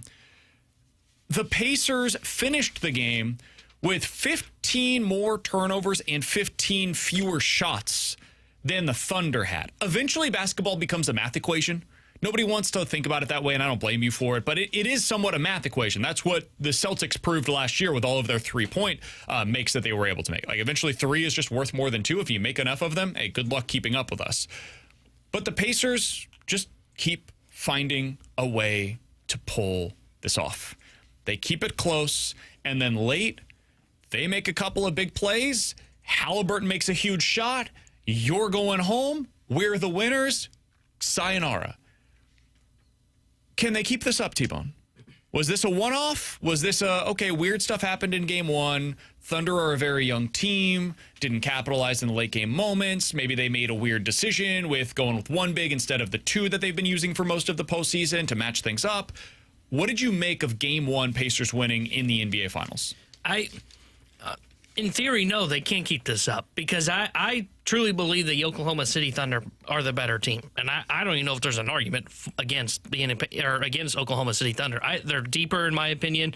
They've got the better skilled players in my opinion. So in theory, yes, this should just be the one-off. But I can't help but leave that game last night going, man, maybe the Pacers are just the team of destiny here, right? Maybe they are the team that ends up just bucking all of the trends and ends up winning the NBA Finals this year. These are their comeback wins this season in the postseason. All right, Game 5 against Milwaukee Bucks. They're down by 7 with 34 seconds to go in overtime. That's impossible. They win that basketball game. All right, so then we've got Game 2 against the Cleveland Cavaliers in Cleveland. They are down by 7 with 46 seconds to go in the fourth quarter. God. They won that basketball game. All right, let's go to Game 1 against the New York Knicks in New York. They are trailing by 9 with 52 seconds to go in the fourth quarter. They won that basketball game. And then you've got last night's comeback in which they were able to come back. That's not normal. The odds of winning those 4 games was, I saw this on Twitter yesterday, 1 in 1.5 million. Garden variety. They had a 0.3% chance to win, a 2% chance to win, a 2% chance to win, and a 4% chance to win. Winning all of those games, finding a way to pull off every single one of them, 1 in 1.5 million. Those were the odds. Like, that shouldn't happen. It's impossible. Close to, obviously. 1 in 1.5 million times it does happen. But And Tanner, essentially, what was the common thread that you just referenced? I had reservations before game number 1 as well. It's one thing to play the style in which they are able to demonstrate and to have that much success at Gainbridge. But however, what you've seen throughout the course of the playoffs, whether you're talking about the first round, whether you're talking about upsetting the Cavaliers on the road, doing that in Game 1 at MSG, and then last night in that atmosphere at OKC. We talked about it before the show, BK. It's not as if some of these role players for the remainder of the series, you're not going to have an Obi Toppin knocking down 5 different threes. You're not going to have TJ McConnell as your second leading scorer in the first half. But also, I think that we need to start giving justifiable credit and spades of it to Tyrese Halliburton, not just for being a guy, only 2 other guys since 1997. That would be LeBron and Reggie Miller have hit as many game-winning shots in the playoffs in the waning seconds of games. We cannot measure his value based on points alone because he is not an SGA. He's not somebody who's going to come out and immediately tries to go on the offensive because that's not what they need from him. Down the stretch, everybody knows he's taking the last shot, but he distributes accordingly. And wouldn't you know it, last night, there was no doubt among any of the individuals on that roster as to whether he would come through in that moment. He had been largely silent. That's fine. You can let Siakam do a lot of the Lions' work for quarters on end. But at the end of the day, it's going to be Halliburton in clutch time. Tyrese Halliburton to tie or take the lead in the final 2 minutes this season. He has taken 15 shots in those situations to tie or take the lead in the final 2 minutes of this season. That includes last night, postseason, everything. How many of those 15 shots do you think he made? No, this is a PK. And he attempted 15 shots, final 2 minutes to tie or take the lead. How many of those 15 shots do you think Tyrese Halliburton made this season? Hit like 4 already in the postseason, so I'll go 8. 11. 13. Oh, that's insane. 13 of the 15 opportunities that he had to tie or take the lead in the final 2 minutes of a game, he made it this year. And this guy couldn't play for Team USA? If he's not pulling a rabbit out of his ass, I don't know what he's doing. But, is that sustainable? No, I wouldn't think so. Nobody shoots 13 for 15 on any opportunities, much less in the most clutch situations when the best players are on the court. This is like a dude coming up in the clutch in baseball and going 13 for 15 with an opportunity with the runners in scoring position. That's going to hit regression eventually.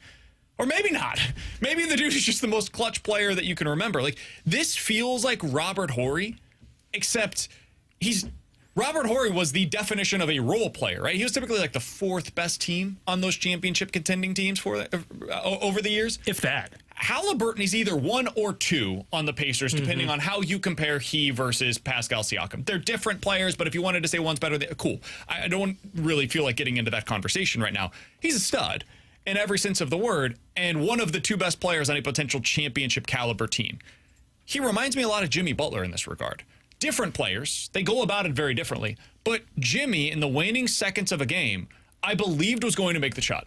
Every time he took it, I believed he was going to make it. There's a little Kobe in that, right? Like when Kobe took the shot, or Michael, when he took the shot. I'm not comparing the greatness of those players to Tyrese. I'm specifically talking about in the waning seconds or minutes of a game. If the game's close, tied, potential game winner, this dude makes the shot every freaking time. It's crazy. And I think they're going to lose. I think that the Indiana Pacers will lose this series still in 5 or 6 games. I'm amazed they got 1. This Oklahoma City team is an all-time great team based on everything that they have been able to accomplish so far this season. But the Indiana Pacers winning Game 1 makes this a hell of a lot more interesting. This was best-case scenario for the NBA. Yeah. Because now the series, which had very little intrigue going in, has some real intrigue. You needed them to win one in game 1 or 2 on the road at OKC in order to get that. You got it. Yeah, I mean, now, it's becoming a series, right? Alex says this, it's true for hockey all the time, right? Series doesn't start till the home team loses. Well, here we go. I mean, Indiana's up 1-0, and what they've done so well this year, and they did against the Knicks, too, in the Eastern Conference Finals. I think the Knicks were the better team, right? I truly thought they had better talent than what the Indiana Pacers did. Pacers went to New York and went up 2-0 and said, now come to our building, right? And I don't know if they're going to end up being able to win Game 2 on, I think it's Sunday night when they have Game 2. You'll be able to hear that right here on 101 ESPN. Pre-game coverage starting at 6 o'clock. Tip-off at 7. T-Bone's going to figure this out. He's on this side of the room right now. I can just look up here. It's nice, Mike Ryder makes it real nice and easy for us. You can hear Oilers versus Panthers tonight. Pre-game coverage starting at 6:30. Tomorrow we'll have the Yankees versus the Red Sox. You'll have pre-game coverage for that one at 6. And then on Sunday, Pacers versus the Thunder with pre-game starting at 6 as well. Plenty of coverage right here on 101 ESPN. But if the Pacers...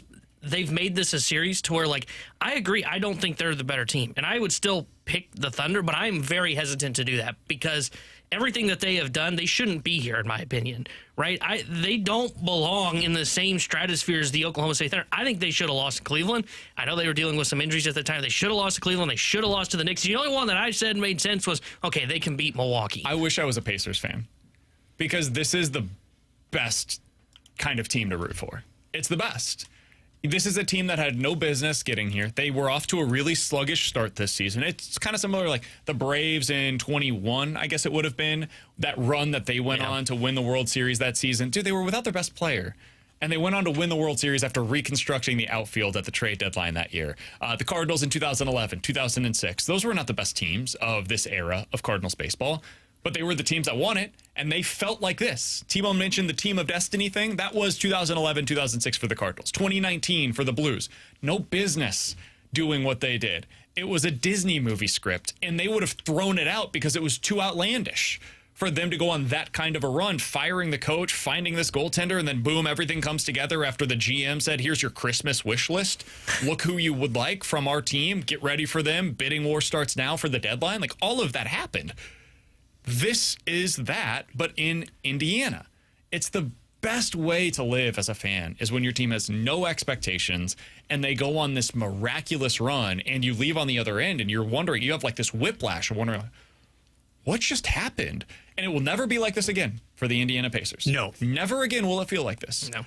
At least not with this group, because now expectations start to rise. But for right now, dude, it's the best place to be as a fan. That's what makes it so funny. Like you mentioned St. Louis, right? I mean, the last 3 championships here in St. Louis have been teams of destiny, right? You look at that 06 team, they were barely above 500 when they went to the playoffs. Even the Rams, you could throw them into this conversation. Yeah. It's a little different. They were great in the regular season, but that team had Kurt Warner, who came out of nowhere and became the MVP. 100%. So, you've got all of that in the storyline. And then, when we think of the teams that, we've covered as a show, for the Cardinals still, you think of, and even the Blues, the Blues this year, right? I didn't think that they could win the Stanley Cup. It was hard to not just think, okay, they could be a team of destiny because we wrote them off for dead. We remember the whole 7-minute montage where I was talking ish on the team, right? So it's the Mizzou season from 2 years ago. Yeah. Where you went in with zero expectations and then suddenly they're kind of on the outskirts of the playoff conversation for a little while there. That's what this is, except they actually got there. And then now they're potentially going to finish the job. We'll see. I'm very skeptical. I would still very much take the Thunder. I lean that direction in a significant way. But to get game 1, it's a hell of a lot of fun. You know, one aspect, though, that we haven't mentioned, and we have all of these playoff neophytes aside from Pascal Siakam, at least as far as the NFL or NBA final stage is concerned. But you cannot discount the importance of having a Rick Carlisle on the sideline. I mean, this is somebody who has taken a team. He has triumphed over the Miami Heat in 2011. Prior to that, we forget about the Detroit Pistons era as well. So he has this team, especially on defense, connected as much as possible and then entrusting and emboldening his players, specifically with Halliburton down the stretch. Yeah, Rick Carlisle is going to go down as one of the best coaches in NBA history. I said at the time when they hired him, because I can't remember who, I think they moved on from Nate McMillan, if I'm not mistaken, at the time. I loved the hire at the time. And they weren't in the window that they were when they had, because I think that was at the back end of the Sabonis era with Oladipo, who was starting to get hurt all the time. I loved the hire at the time. Halliburton, I think that was his first year with them whenever he got them. They had Buddy Hield. It was a very different team than what you're watching right now. And then they add the pieces that they now have, and they've become a complete. By the way, this team plays completely differently than those Mavericks teams did. Those Mavericks teams were all about defense. This team is about let's get up the court as quickly as humanly possible. It's very much a different strategy compared to what he was, 20 years ago with the Pistons, what he was with the Mavericks when they won their title, and what he is right now. All right, coming up next, the junk drawer here on BK and Ferrario. Tonight, the Stanley Cup Final is on ESPN. Oilers and Panthers. Pregame at 6:30. Puck drop at 7. Your home for the NHL. 101 ESPN.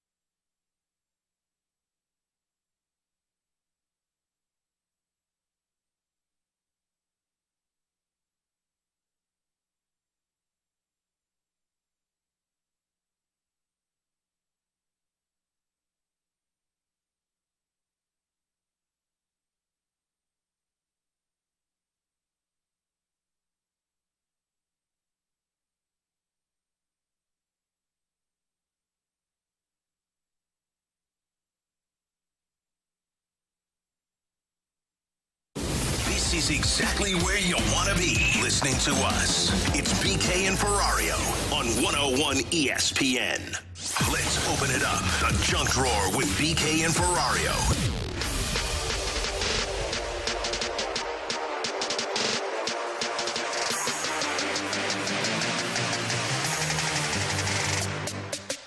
He's T-Bone, that's Bradford, I'm BK. I'm going to say something that T-Bone probably is not going to be all that familiar with. He's probably seen it with others, but he's never experienced it himself. Bradford, I'm positive you've experienced this yourself, though. As a father yesterday, I had a new experience at Target last night. So we go to Target, and we're looking for some stuff. We need some stuff around the house, right? And Luca started daycare this week. My son, he's almost 2 years old, for those that aren't familiar. We got to get some stuff for him as he's going to daycare and whatnot. So we're walking around. Luca's a little tired. It's been a bit of a transition this week, to put it mildly, as he's going through this the start of daycare for him. Naps are a little bit off. Food time is a little bit off. We're all in a transition period together. So we start out, we're walking around. He's going crazy, as you know. He's a 2-year-old. He's nuts. We go down an aisle, and he decides he wants something, and doesn't just want it. You know how this is, Bradford. He needs it at this exact moment. That thing is Oreos. So he immediately goes up, and he starts to first try to open it, and then puts it immediately to his mouth to just eat the wrapper. Right? He's just like, I'm just gonna consume this right here and there. And I'm like, I can't do that, obviously. So we rip it away, and we peel him back. We're like, hey man, we can't do that. If you need something though, we can grab you something. He goes into full-blown tantrum mode in a way that he had never done in a public space before with us. We're now at close to that terrible 2 range. He goes full starfish on the ground. I mean, full-blown, starfish mode, screaming. We're in the middle of an aisle. There are people walking around. One person just makes that awkward smile where they know, hey, been there, dude. Good luck with that. Another person looks mortified as my child is screaming on the ground. And I don't know what to do. I'm just looking around. Hey, man, we got to get up. What can I do for you? Blah, blah, blah. It's mortifying as you're in the middle of this moment, but we've all been through it, right? I'm certainly not alone in this regard. So eventually we get him up. I take him over. We're going to go play with some toys to get him into a better mood, right? Well, as I'm carrying him over, he continues to scream, and then he goes into what Alex has called with his children the exorcism mode, where he bends his back and arches it all the way. And I'm like, what is happening right now? How are you doing that?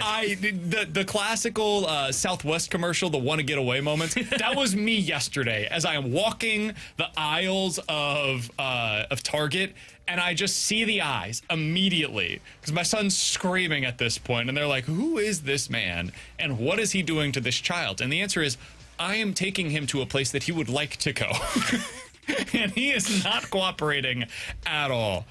Bradford, what's your experience been with moments like that? Honestly, it's around that age range. Cool. BK, you hit it. You hit the nail on the head. Now, I was not actually present. Different store, very comparable story here for the most memorable sit-in that apparently the youngest actually engaged in years ago. Yes, I can only hear about it in horrific mode from the wife as she retells it. So I didn't have that many experiences as far as being out in the public places, so, because you can be selective as well, okay, with the parent exactly with whom you're traveling. But yes, there was, oh my goodness gracious, one heck of an escapade that happened right around that age, maybe a year or so older than that, but I feel for you, buddy. You just have to put that head down, plow through. Yeah, that's all we can do. That's all you do. I was actually kind of proud of myself of the way that I was able to handle it yesterday. I wondered how you handled really it. calm. Yeah. But man, it's a weird spot to be in as a parent because it is so public and you feel almost so naked. Yeah. You're like, I know that you guys have been through it, but I am going through this right now, and I'm in it. We're in the battle, right? Welcome to the war zone. The man in the arena, that old thing.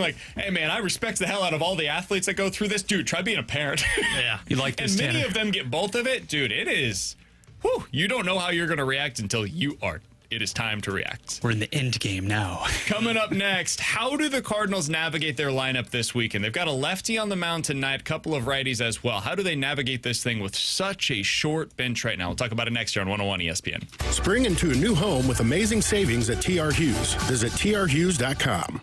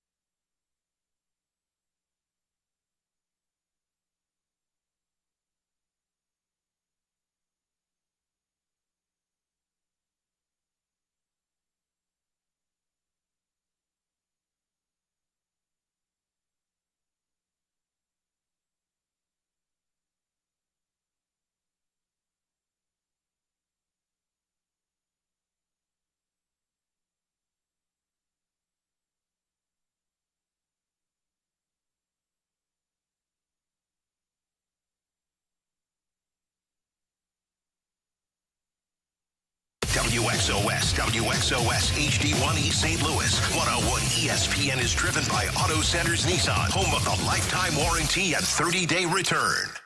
They are St. Louis. It's BK and Ferrario on 101 ESPN.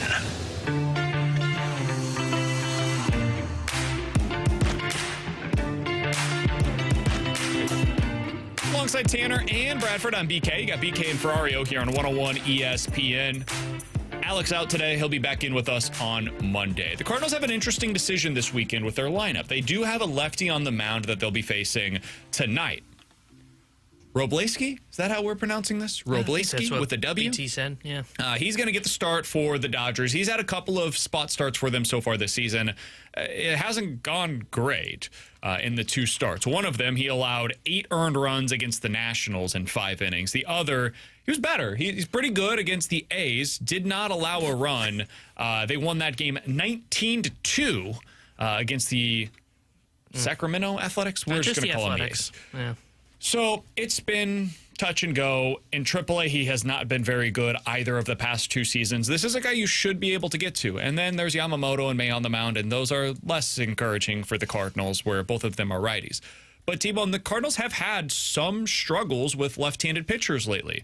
Mason Wynn has been not very good this season against left-handed pitchers. I think that's going to change.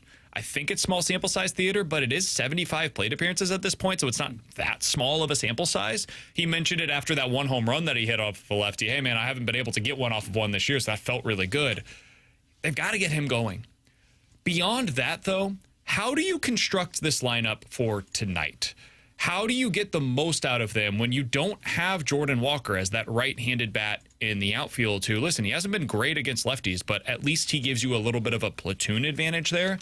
Is it just Fedde? That's what they're going to do? I think that's what they're going to do. I mean, I think it was very telling that he started both games of that doubleheader yesterday, right? Like, it'd be one thing if he starts one game and then sits the second because it's a doubleheader, so you're going to get some guys a game off during that stretch. They went with him for both games. So I think that's very telling that they believe in Ryan Fedde and they are going to give him starts against left-handed pitching. I don't think they can maximize their lineup right now with the way that the roster is currently constructed because, again, I said this yesterday. I think they need JC and Luke and Baker up here. They must not want to do that for some reason. I do think they're going to stick with kind of what it looked like yesterday. I think you're going to see Newbar back up at the top, of course. When you're right, he does need to get going against left-handed pitching, but I think that's small sample size. I think he'll be ultimately fine. One thing I wouldn't mind them exploring, and I know that there's probably going to be pushback on this right away when I say it. Oh, boy. I wouldn't mind seeing them bump Donovan lower in the order against lefties because he's not been as good against them this year. He's been great against right-handed pitching, and I've just conceded that he might be a 3-hole hitter, even though I didn't think that coming into the year. But he's hitting .231 against left-handed pitching so far this year. His on-base is below 300, and his slugs down below 400 at 372. It's a 666 OPS. And you've got him sandwiched right in the middle of your order. I would like to see them maybe bump up Herrera. Maybe you just flip those two. Put Herrera, who is so far has a 1,200 OPS against lefties this season. Put him in that 3 spot. You go Contreras 4, and then maybe you go Donovan 5. Or if you wanted to, you could bump up Arenado. You told me this during the commercial break. His numbers are surprisingly really good against lefties. 782 OPS, which is 4th best among anybody that's taken 30-plus plate appearances against lefties. And if you take out Luke and Baker, since he's down, it's 3rd best on the team. So I would like to see them kind of construct the lineup just a little bit differently. But I do think in right field, I think this is going to be a Fedde start. I think Fedde will be in right. Herrera's your DH, and I think they're probably going to go Donovan in a second. I don't think they're going to put Gorman in the lineup against lefties. Is it a complete non-starter? The very notion, the thought of actually, how about it against a left-handed starter? Plug in the guy, yes, albeit somebody who swings from that side, who's 5 for his last 11, only has 16 plate appearances this season, I understand, against lefties. But if not now, when would you go with Alec Burleson? What is the harm in potentially stacking him lower in that order as well? So, as opposed to giving away at-bats. Against left-handed pitchers, he has a negative OPS plus. I understand that. I didn't know it goes into the negatives, but he's the difference between Burleson and Gorman is the same as the difference between Gorman and, Thomas Saggese. On whom would you bet to bag a hit? Burley or Ryan? Fedde. Really? against a lefty, I'd take my chances with Valade. I'd prefer to have neither of the two. I agree. That's not an option. If you want me to be honest, I would rather go with Donovan in the outfield and Gorman at second. That would be my personal call. I would like to see them call up Thomas Saggese and have Saggese in these spots, get those opportunities at second base. You can continue to have Valade on the roster if you want that flexibility in the outfield, and just send down the guy that you're not utilizing at all right now in Barrero. If you forgot that Barrero was on the team, I don't blame you. He has not started a game, I think, in 3 weeks now, and he's had, I think, like 2 or 3 appearances, all of which, for the most part, are in blowouts one way or the other. So that would be my personal choice here, is I would just go Saggese at second, Donovan in the outfield, and you don't have to play this game of Burleson, Gorman, Valade. They're not going to do that. So I think I would actually go with Gorman, given the options that you have presented to me thus far. I wouldn't mind it. I mean, he's not been good against lefties either. This is the problem for them when they lost Jordan Walker. They are still too left-handed heavy, and they're running into this issue because, like, you look at Gorman's splits so far this year against left-handed pitching. Now, it is a small sample size. It's been 17 plate appearances. He's been bad. It's a 448 OPS. He's been bad. I don't mind if they wanted to try it, because then you are giving runway to Gorman, right? Like, they seem to be saying publicly, hey, we are going to give this injury to Walker means Gorman is going to get more opportunities. Now, going left on left is tough. Maybe you don't mind this matchup because it's a kid, to your point, that's made 2 spot starts and wasn't great in one of them.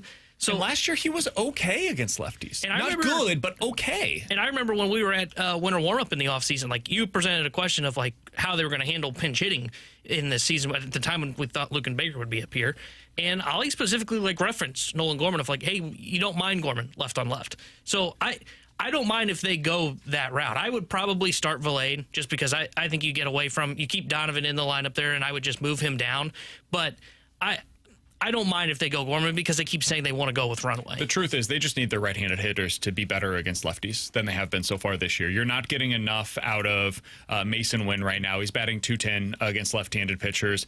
Pedro Pajes has actually been decent at times against lefties, just not been the case this year. You need a little bit more probably from Nolan Arenado, and then you need to continue to have this kind of production from Wilson Contreras. And honestly, this is not an early game situation, but a guy that I would like to see them get more aggressive with, and we finally saw this the other night, is Joel Pozo, who's been great against lefties and really has been a good bat as a righty coming off of the bench. I continue to make these calls for Luke and Baker to be that right-handed bat off of the bench for them. Maybe Pozo's just that guy. Maybe he has the bat that I've been talking about Baker potentially providing, and he allows for you to maintain that extra catcher on the roster right now. So Pozo could become that player. I still think you have an extra spot that you're not utilizing right now by basically playing with the 25-man roster when they allow for you to have 26. By having Barrero around, you're not pinch running with him. You're not pinch hitting with him. He's not getting in late for defensive replacements. Like, there's just not really any kind of a role in very few situations where you're going to use him. I'd like to see them get a better use out of that spot on the roster, but beyond that, Pozo's a guy that I think they could use more late in these games.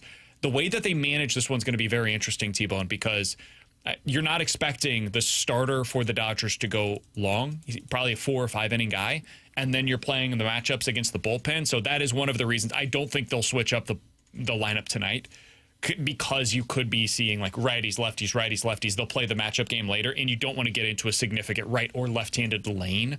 But in general, I do agree with your assessment that down the road, like against Jose Quintana, when they play against them, the Brewers on June 12th, that's the game where maybe if it continues this way, you see them switch the lineup up a little bit. But it'll be telling. It'll be telling to see what the production looks like tonight. They also have Yamamoto and May over the weekend. Big series for the Cardinals going up against the Dodgers. I do think it can change a bit the perception of this team if they're able to get 2 out of 3 against a team like this. It'll open people's eyes of what the ceiling still could be for the Cardinals down the road. Yeah, that I agree with, because, I mean, even though the Dodgers are beat up right now, like, they're not even close to full force. They've got like 15 pitchers on the IL, which is insane.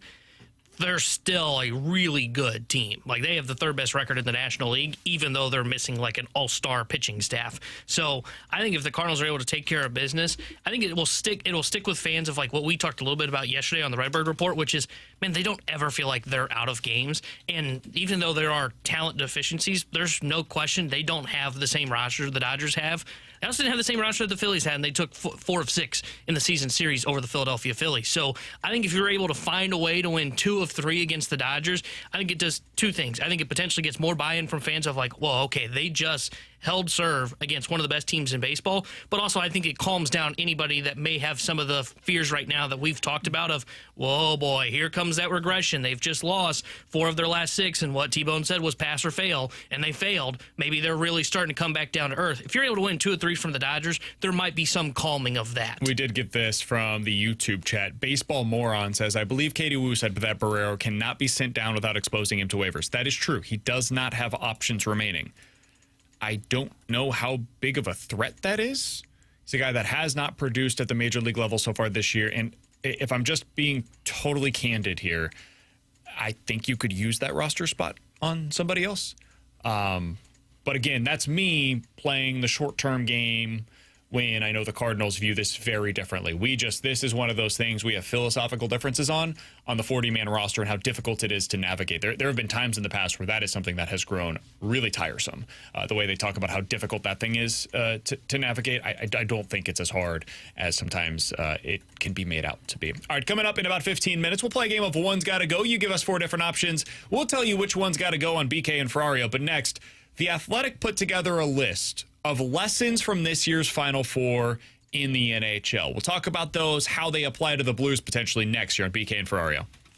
You can now watch 101 ESPN live on our Air Alliance team studio cams. Catch every show live on our YouTube channel or at 101ESPN.com. 101 ESPN studio cams. Presented by the Air Alliance team heating and cooling. Getting the job done quickly, correctly, 100% of the time.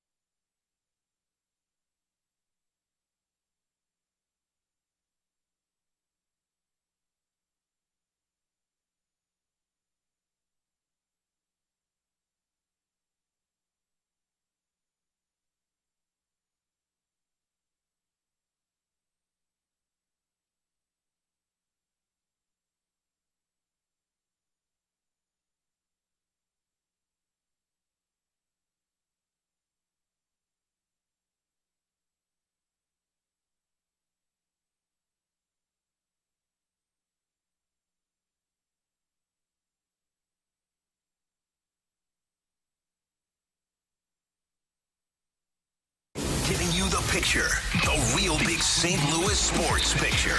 It's BK and Ferrario on 101 ESPN. alongside T-Bone and Bradford on BK. One's got to go coming up in about 10 minutes. If you guys have any of those options for us, go ahead and send them in right now.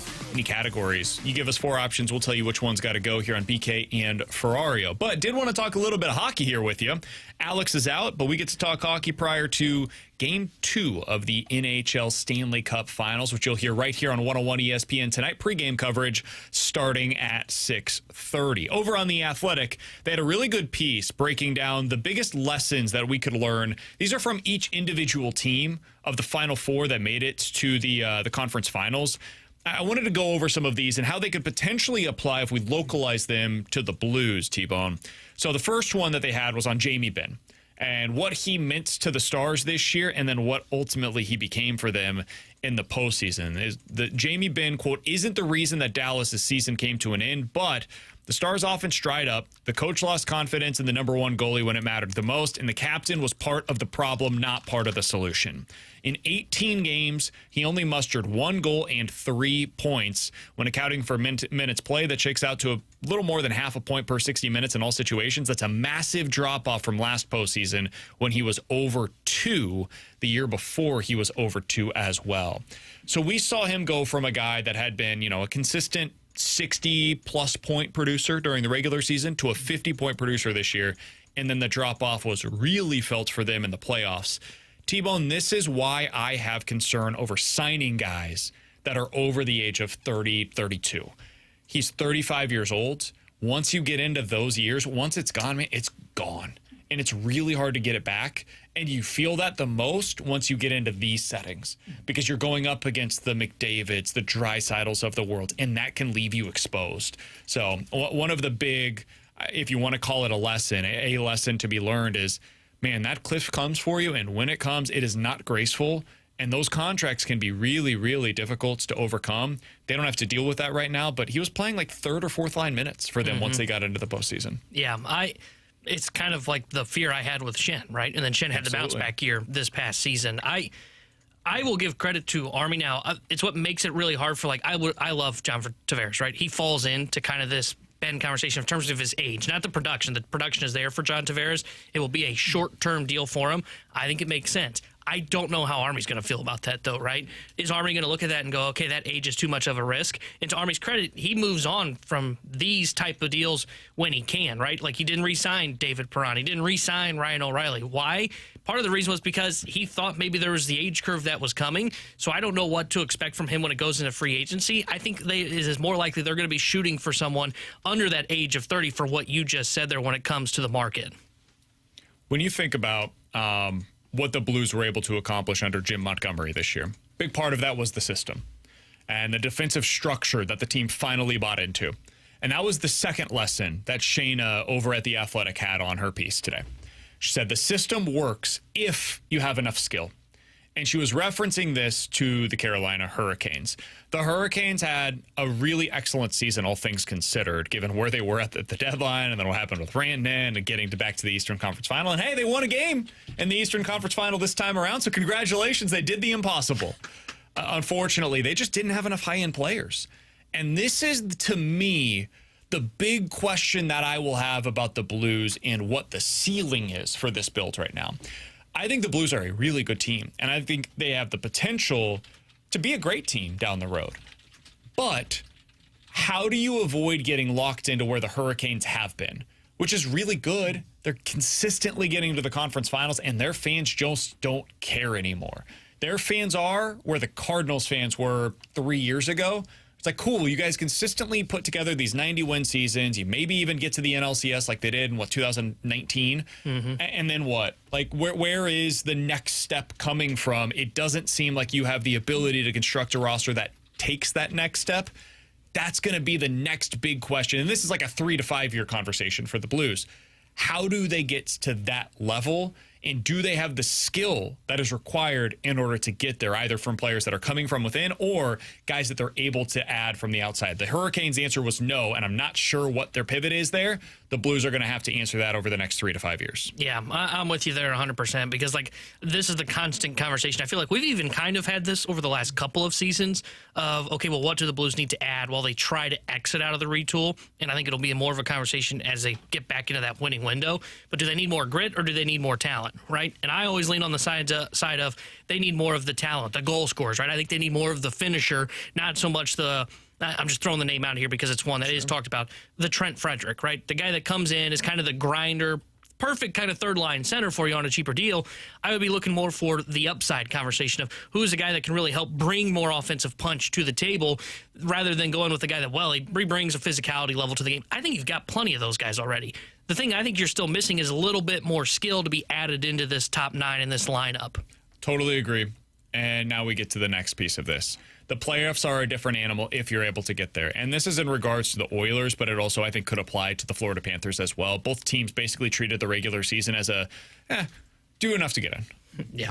We've got injuries. We'll go ahead and put you on the IL for a little while. We're going to get you back down the road. But, like, we are doing just enough to get in. We don't care about home ice advantage all that much. Like, we just get in. We'll get to the Stanley Cup final. We're pretty confident in our own abilities.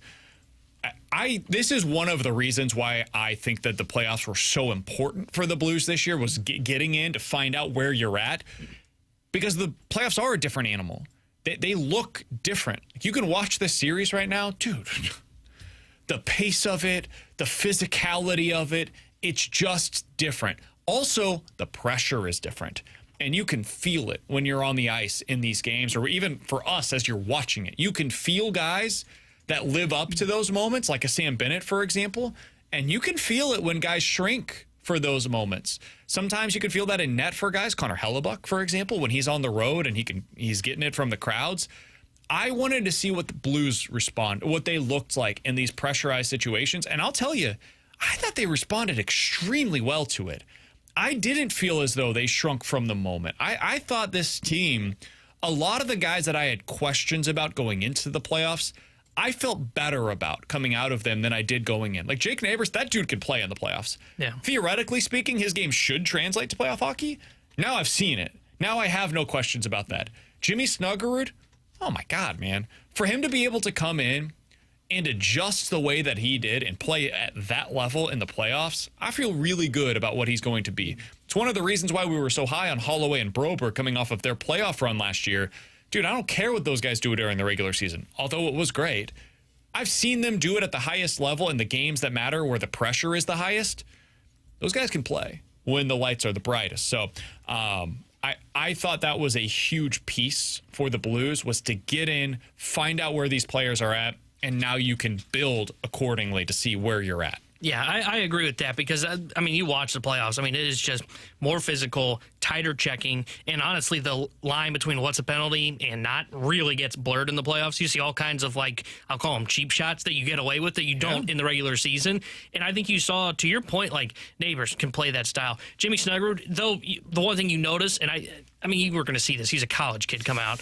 He doesn't have the body to play physical brand of hockey. He's got the hockey IQ, though, to be playing there, right? He was smart of deciding, you know what, I'm not going to try and dance around past this guy. He's going to crush me, okay? So I'm just going to get the puck to a teammate, or I'm going to dump it in, and we'll go after it. I think the only guy that I would say really, and I don't even know if shrunk is the right word, but I think we'll learn from it, is Bolduc, right? Bolduc took a couple bad penalties in that first-round series against the Winnipeg Jets. That's going to happen. He's a kid. He's going to learn from that. It's why I agree with you guys. Now, where I was questioning it last season for the Blues was, okay, well, what if you're out of it? Does that mean you should push if you're out of it? Because I agree, playoffs are important, but I also know you shouldn't be salvaging pieces that could potentially be helpful for the future of the team. It was a big benefit for them to get to the Stanley Cup playoffs. Somebody else on the text line brings up a fair one from the 386. I would have some pushback for it, but it's a fair point. I felt like Kyrou shrank, and that's why I want to trade him. It was like that since he took the hit, but he was also missing Holloway. Yeah, I think there were a couple of pieces to that. Not having Holloway on that line really changed things for them. That was during the regular season and into the playoffs. I also think that hit changed things for Kyrou. I do. And I don't know what that means long term. I don't know if it means anything long term other than it affected him for the rest of that series. I also don't think Kyrou was terrible. I think we are having a little bit of a misremembrance of that series. Kyrou did produce. He had some big moments in that series against the Winnipeg Jets, and overall in his playoff career, he's been pretty solid. But I think it's fair to have some criticism lobbied there, and we'll find out what it looks like next time around, because I do think he will be a part of this as they get to the playoffs again. I think that one would be a fair retort on if this was his first playoff series, right? But the fact that you mentioned his previous success, I just went back and looked in the 22 playoff run where they beat Minnesota and then lost to Colorado. He had 7 goals and 9 points in 12 games in the playoffs. Now, he was a -4, but he wasn't the same defensive player 2 years ago as he is today. I think it was the hit / the Holloway absence is why you really saw that. Now, if he struggles, say they get Holloway back next year, they get to the playoffs, and then he struggles again, I agree. I thought he was good. But if he does struggle, then I think it's time to really bring that question back to the forefront. Right now, I'm not really that concerned about Kyrou in the playoffs. To put this in context, in his last 19 playoff games, Jordan Kyrou has 10 goals and 12 points. He's a -8. For context on that, last year in their playoff run, Sam Bennett had 7 goals and 14 points in 19 playoff games. Again, in the last 19 games for Kyrou, 10 goals. 19 playoff games last year for Sam Bennett, 7 goals. Overall for Kyrou in that stretch, 12 points, 14 points for Sam Bennett. For everybody saying that Sam Bennett is this great playoff performer, great playoff producer, and he is. I'm not taking that away from him at all. This is not a point against Bennett so much as a point in favor of Kyrou. The point production last year for Bennett is basically the same as the point production has been over the last 2 postseasons for Jordan Kyrou. They go about it differently. I understand there's nuance here. There's physicality that comes along with Bennett. There's all of that other stuff, leadership, everything. But Kyrou's produced. And I do think that's something that goes a little under the radar sometimes. Final lesson here over on The Athletic from the Final 4 teams was on Florida, and it's when you have a window, go all in. This is something the Blues can't do just yet. They're not in there like Stanley Cup final window necessarily, but I do agree with it. When you have that opportunity, you don't want to see it pass without you being able to capitalize. And sometimes that means giving up more than you're comfortable with and doing what the Texas Rangers did, where they said, hey, are we a World Series contender? If yes, look at this board that's behind me. Look at all the prospects that are on that list, and don't get comfortable with any of them because any of them could be traded. Thomas Ajacey, see ya. TK Roby, the Cardinals' recent pitcher of the month down in the minor league system, gotta go because we need Jordan Montgomery. That's the guy that can unlock a World Series championship for us. Hey, Cole Reagans, we really like you. Lefty with big-time velocity. We think you can be a good starter at this level. You gotta go because we need 4 months, not 3 months, of Aroldis Chapman. So these are the kinds of things that do need to be possible or do need to happen. Doug Armstrong will make those moves. I have zeroed out of my mind whenever they get to that place. We'll see if Alex Dean is willing to make those moves because things get tough when you start mortgaging the future for the present. With Tanner Hendrickson and Bradford Bruns, I'm Brandon Kiley. One's got to go coming up next. We want to hear from you. Use the Scott Lee Mic Drop feature on the 101 mobile app. Give us your opinion on anything St. Louis sports with a mic drop. Brought to you by the Scott Lee Heating Company.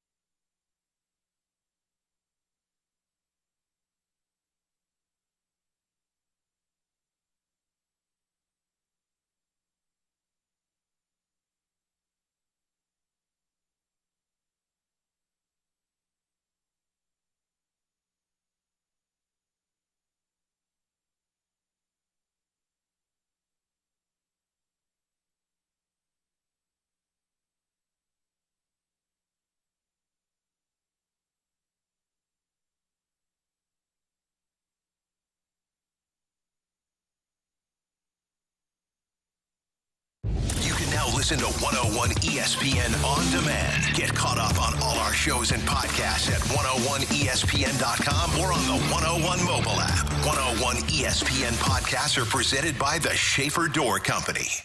101 ESPN Sports Center.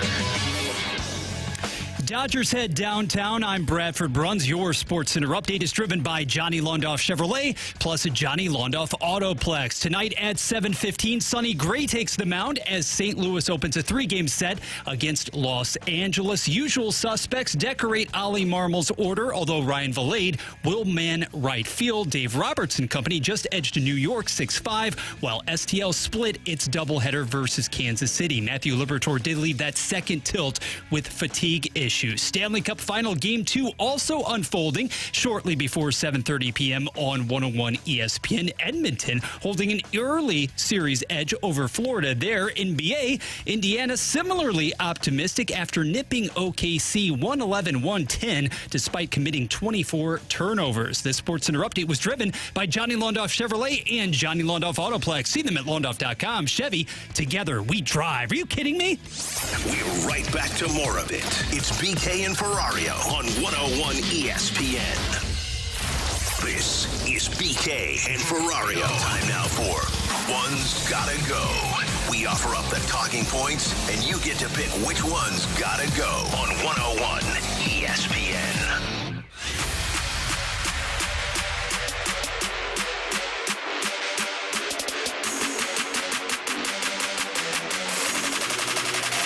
That big pen. I can't believe I haven't mentioned this yet. We do have a new Redbird report out. Myself and Tanner Hendrickson did a Redbird report yesterday. It's about 35 minutes of all the content that you could possibly ask for on the Cardinals. Now, worth noting, the first game of that doubleheader did not end until about halfway through our podcast. So if you're watching that, know in the first 15 minutes, that's the context of it. We had to record eventually, and it was extra innings. So I highly recommend checking that out if you're interested on our thoughts on the Jordan Walker injury, what it means for the Cardinals, their playing time there, the opportunity that exists right now for McGreevy, how he compares with Andre Palante, and what lies ahead for them with this weekend, the Dodgers series, and then ultimately next week as well with the Toronto Blue Jays. We preview that. It's all over there on YouTube at youtube.com/101ESPN STL. Brand new, beautiful studio that we get to record in. Check that out on YouTube if you like, or if you prefer, wherever you get your podcasts. You can do it over there. So subscribe, rate, review to that if you don't mind. The new Redbird report is out right now. All right, 314-399-9646 is the Air Comfort Service text line for One's Gotta Go. You give us 4 options. We'll tell you which one's gotta go. Let's start out with this. One's Gotta Go Internet Browser Edition. Google Chrome, Safari, or Microsoft Edge. Bradford, I feel like you would be somebody that has significant thoughts on this. I don't know that to be true at all. Oh, is that right? I'm just assuming here. Which one's got to go? We'll start with you. Oh, boy, I have all 3 of the browsers. Now, I will say, Safari, he's giving thoughts on this, and Edge. Little antiquated there, okay? The one that must go, though, gosh, Edge, as far as the updates, the ability to navigate more seamlessly, I have to dump Safari, guys. I'm sorry, Tanner. I think I'm dumping it off of that computer later today, if I may be so bold. Is it on the computer in the office? Yes, it is. Oh, see, I had no idea. Like, I know that Google Chrome is. I see Microsoft, like the computer I'm looking at right now, I see those two. I would get rid of Safari. I don't know of many computers that still have that on there. I don't like Safari at all. It's my personal, lowest on the pecking order. I use Google Chrome almost exclusively on my personal computer, but I'd be fine with either Edge or Chrome. Yeah, Safari's got to go. One's got to go. Streaming service edition. Apple TV, Netflix, Hulu, or Disney Plus. This one for me is easy. Hulu's the one that's got to go. It's the one that I use the least often. The fewest number of shows that we watch consistently are on Hulu. Apple TV, we watch a lot of. Netflix is number 1 in our household. And then Disney Plus. I have a son. He's 2 years old. We watch a decent amount of Disney Plus, as you can probably imagine. So this might shock you. I think I would get rid of Netflix. Oh, really? Yeah. I don't watched a bunch of documentaries on there. So they've recently, got some good documentaries, but I feel like I go through long stretches where I don't watch Netflix because I don't find a lot of great shows on there. There are a couple that I end up finding. Disney Plus, I like some of the stuff they do with like Marvel. I'm a Star Wars fan, so I enjoy some of that stuff. Hulu, I think Hulu's underrated in some of the stuff that they've got on there. Like I'm trying to finish The Americans now, though that's Great an older show. Ooh, I'm trying to finish Great that. Paradise was on there, which I know you Very watched good as show. well. That was pretty good. Liked the concept. Show execution was, I thought, a little overrated, but Yeah, good. Good fair. nonetheless. I want to watch The Bear. Like that's get great reviews. That's on Hulu. Season 1 was great. They have all the FX stuff, so I would think it'd be Netflix for me. And I watch Apple TV a lot too, and I think they do great stuff. So I would say Netflix. Netflix must stay in a few months. It's Stranger Things season 5 for crying See, out I've loud. not Tanner, watched Stranger come Things. on. All right. I have the least amount of familiarity, I think, with Apple TV, believe it or not. That doesn't mean that I don't want to become more I of think a you'd be a fan. Ted Lasso fan if you haven't seen it. Yeah. Oh, great things. Shrinking, I think you would really enjoy as well. For sure. I think there's some shows that would be right up Bradford's alley if we got him over there. I can be courted, yes. All right, one's got to go pizza edition, pizza crust edition to be specific. Hand tossed, pan, deep dish, or thin crust. Which one's got to go? Hand tossed, pan, deep dish, or thin crust? For me, it's thin crust. I apologize. What? We can move on. Go ahead, T-Bone. That's Casey. a terrible take. Oh, it's deep dish. I hate deep dish pizza. Really? Oh, It's a yeah. casserole. I mean, it's not a real pizza. Yeah, but exactly. it's good. Like it's too thick. I'm out, man. I don't want deep dish pizza. Get that hell out of here. Boys I hate and- Chicago pizza. In T-minus 5 hours, your boy is going to be enjoying some deep dish pizza. So Are that you? one is staying. Where Oh, at? yeah, What's your deep dish We're going to go-to? the Windy City, actually. Yeah. Oh, are So you? Pick any number of options Enjoy. for this weekend. Thank you. Too many personal pan pizzas as a youth, so I'll get rid of them. Yeah. All right, 314-399-9646 is the Air Comfort Service text line for One's Gotta Go. One's Gotta Go, worst outcomes for St. Louis fans edition. Cubs win the World Series, Royals win the World Series, Brewers win the World Series, or Padres win the World Series. As a Cardinals fan, I think the one that would sting the worst is the Cubs winning the World Series. For them to go from like contender in 2016 to the downward spiral over the last few seasons to back to World Series contender in a decade span when you've been meandering through the wilderness for that entire 10-year stretch, I think that one would hurt the worst, so I'll get rid of that one. The other ones I think would be like frustrating, but fine. Yeah. Padres winning, though, I think there would be some fans that would be like, that's what you gave up. Yeah. Mike Schilt, that's the guy. So I'd go Cubs, though. I would say Cubs as well, because I remember when I grew up, I was in high school, I think it was, when Cubs won that first World Series in 100 years. Oh, and my hometown is like split. Some of my best friends are Cubs fans. I never wanted to punch them in the face so bad. So, yeah, that's the one for me. That's got to go. I don't know if I'd be that upset if the Brewers won it all. Same with like the Royals. I could care less if the Royals won. To me, they're not People really in a St. Louis rivalry to don't me. care about the Royals. Yeah. People in Kansas City very much care about the Cardinals. It's a very one-sided rivalry. Yeah. Yes. You know what? I just figured that people in St. Louis, many of them, feel about the Chiefs the way that people in Kansas City feel about the Cardinals. That's the comparison. How Chiefs fan or St. Louis fans, some of them at least, view the Chiefs as being like pushed down your throat because they're always on television. You're trying to make it like Missouri's team. That's how it felt for some in Kansas City growing up with the 2000s Cardinals or the 80s Cardinals. That would probably be the closest comparison that there is. The not so stealthy pick for me, actually, guys, is going to be San Diego for a couple of different reasons. You have a strong legion here, as of yet, of followers, people who are very allegiant and loyal to Mike Schilt. They're waiting for that moment. And also, didn't it seem to be essentially a foregone conclusion that LA would return yet again, at least to the Fall Classic this season? So I think San Diego winning it all could be a real thorn in the collective side of STL. And for me, I would love it if San Diego wins it. Not because of the Schultz side of things, but like the way that they have constructed their roster, the fact that a smaller market is trying in a division with the LA Dodgers, like the fact that them and the Diamondbacks are just showing they care. They're trying to win while they've got Goliath in their own division. I respect the hell out of it. And yeah, there have been some missteps over the years by their general manager, AJ Preller. And I think that there were times where he constructed like a collection of talent as opposed to a true team, a coherent team and a vision for what he wanted it to be. I think he's done a much better job of that in recent seasons. And this year they've got a really good club, man. So I would really enjoy it if they win. And yes, I'm the one that had the back and forth with Mike Schilt. So if I can enjoy it, I think a lot of people would. Coming up next, Let's finish this thing off for the week with the BK and Ferrario Rewind here on 101 ESPN. 101 ESPN is powered by Kaufman Townsley St. Louis's injury lawyers. Call 314-500-5000.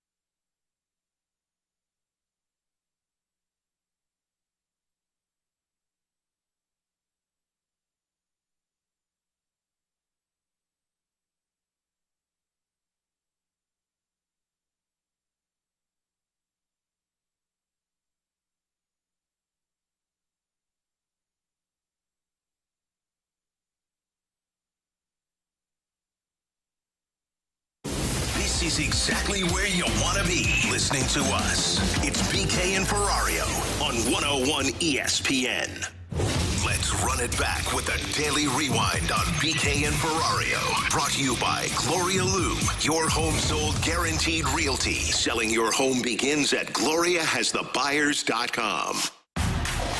I'm sure the Fast Lane will be playing the lineup game here in just a little bit, so I'm not going to spoil the whole lineup for you. But we did talk a little bit earlier about how the Cardinals would construct the lineup tonight, T-Bone, and it is Ryan Vilade who is getting the start in right field. We mentioned it's basically a Gorman versus Vilade conversation. I personally would just rather see Gorman get this runway right now.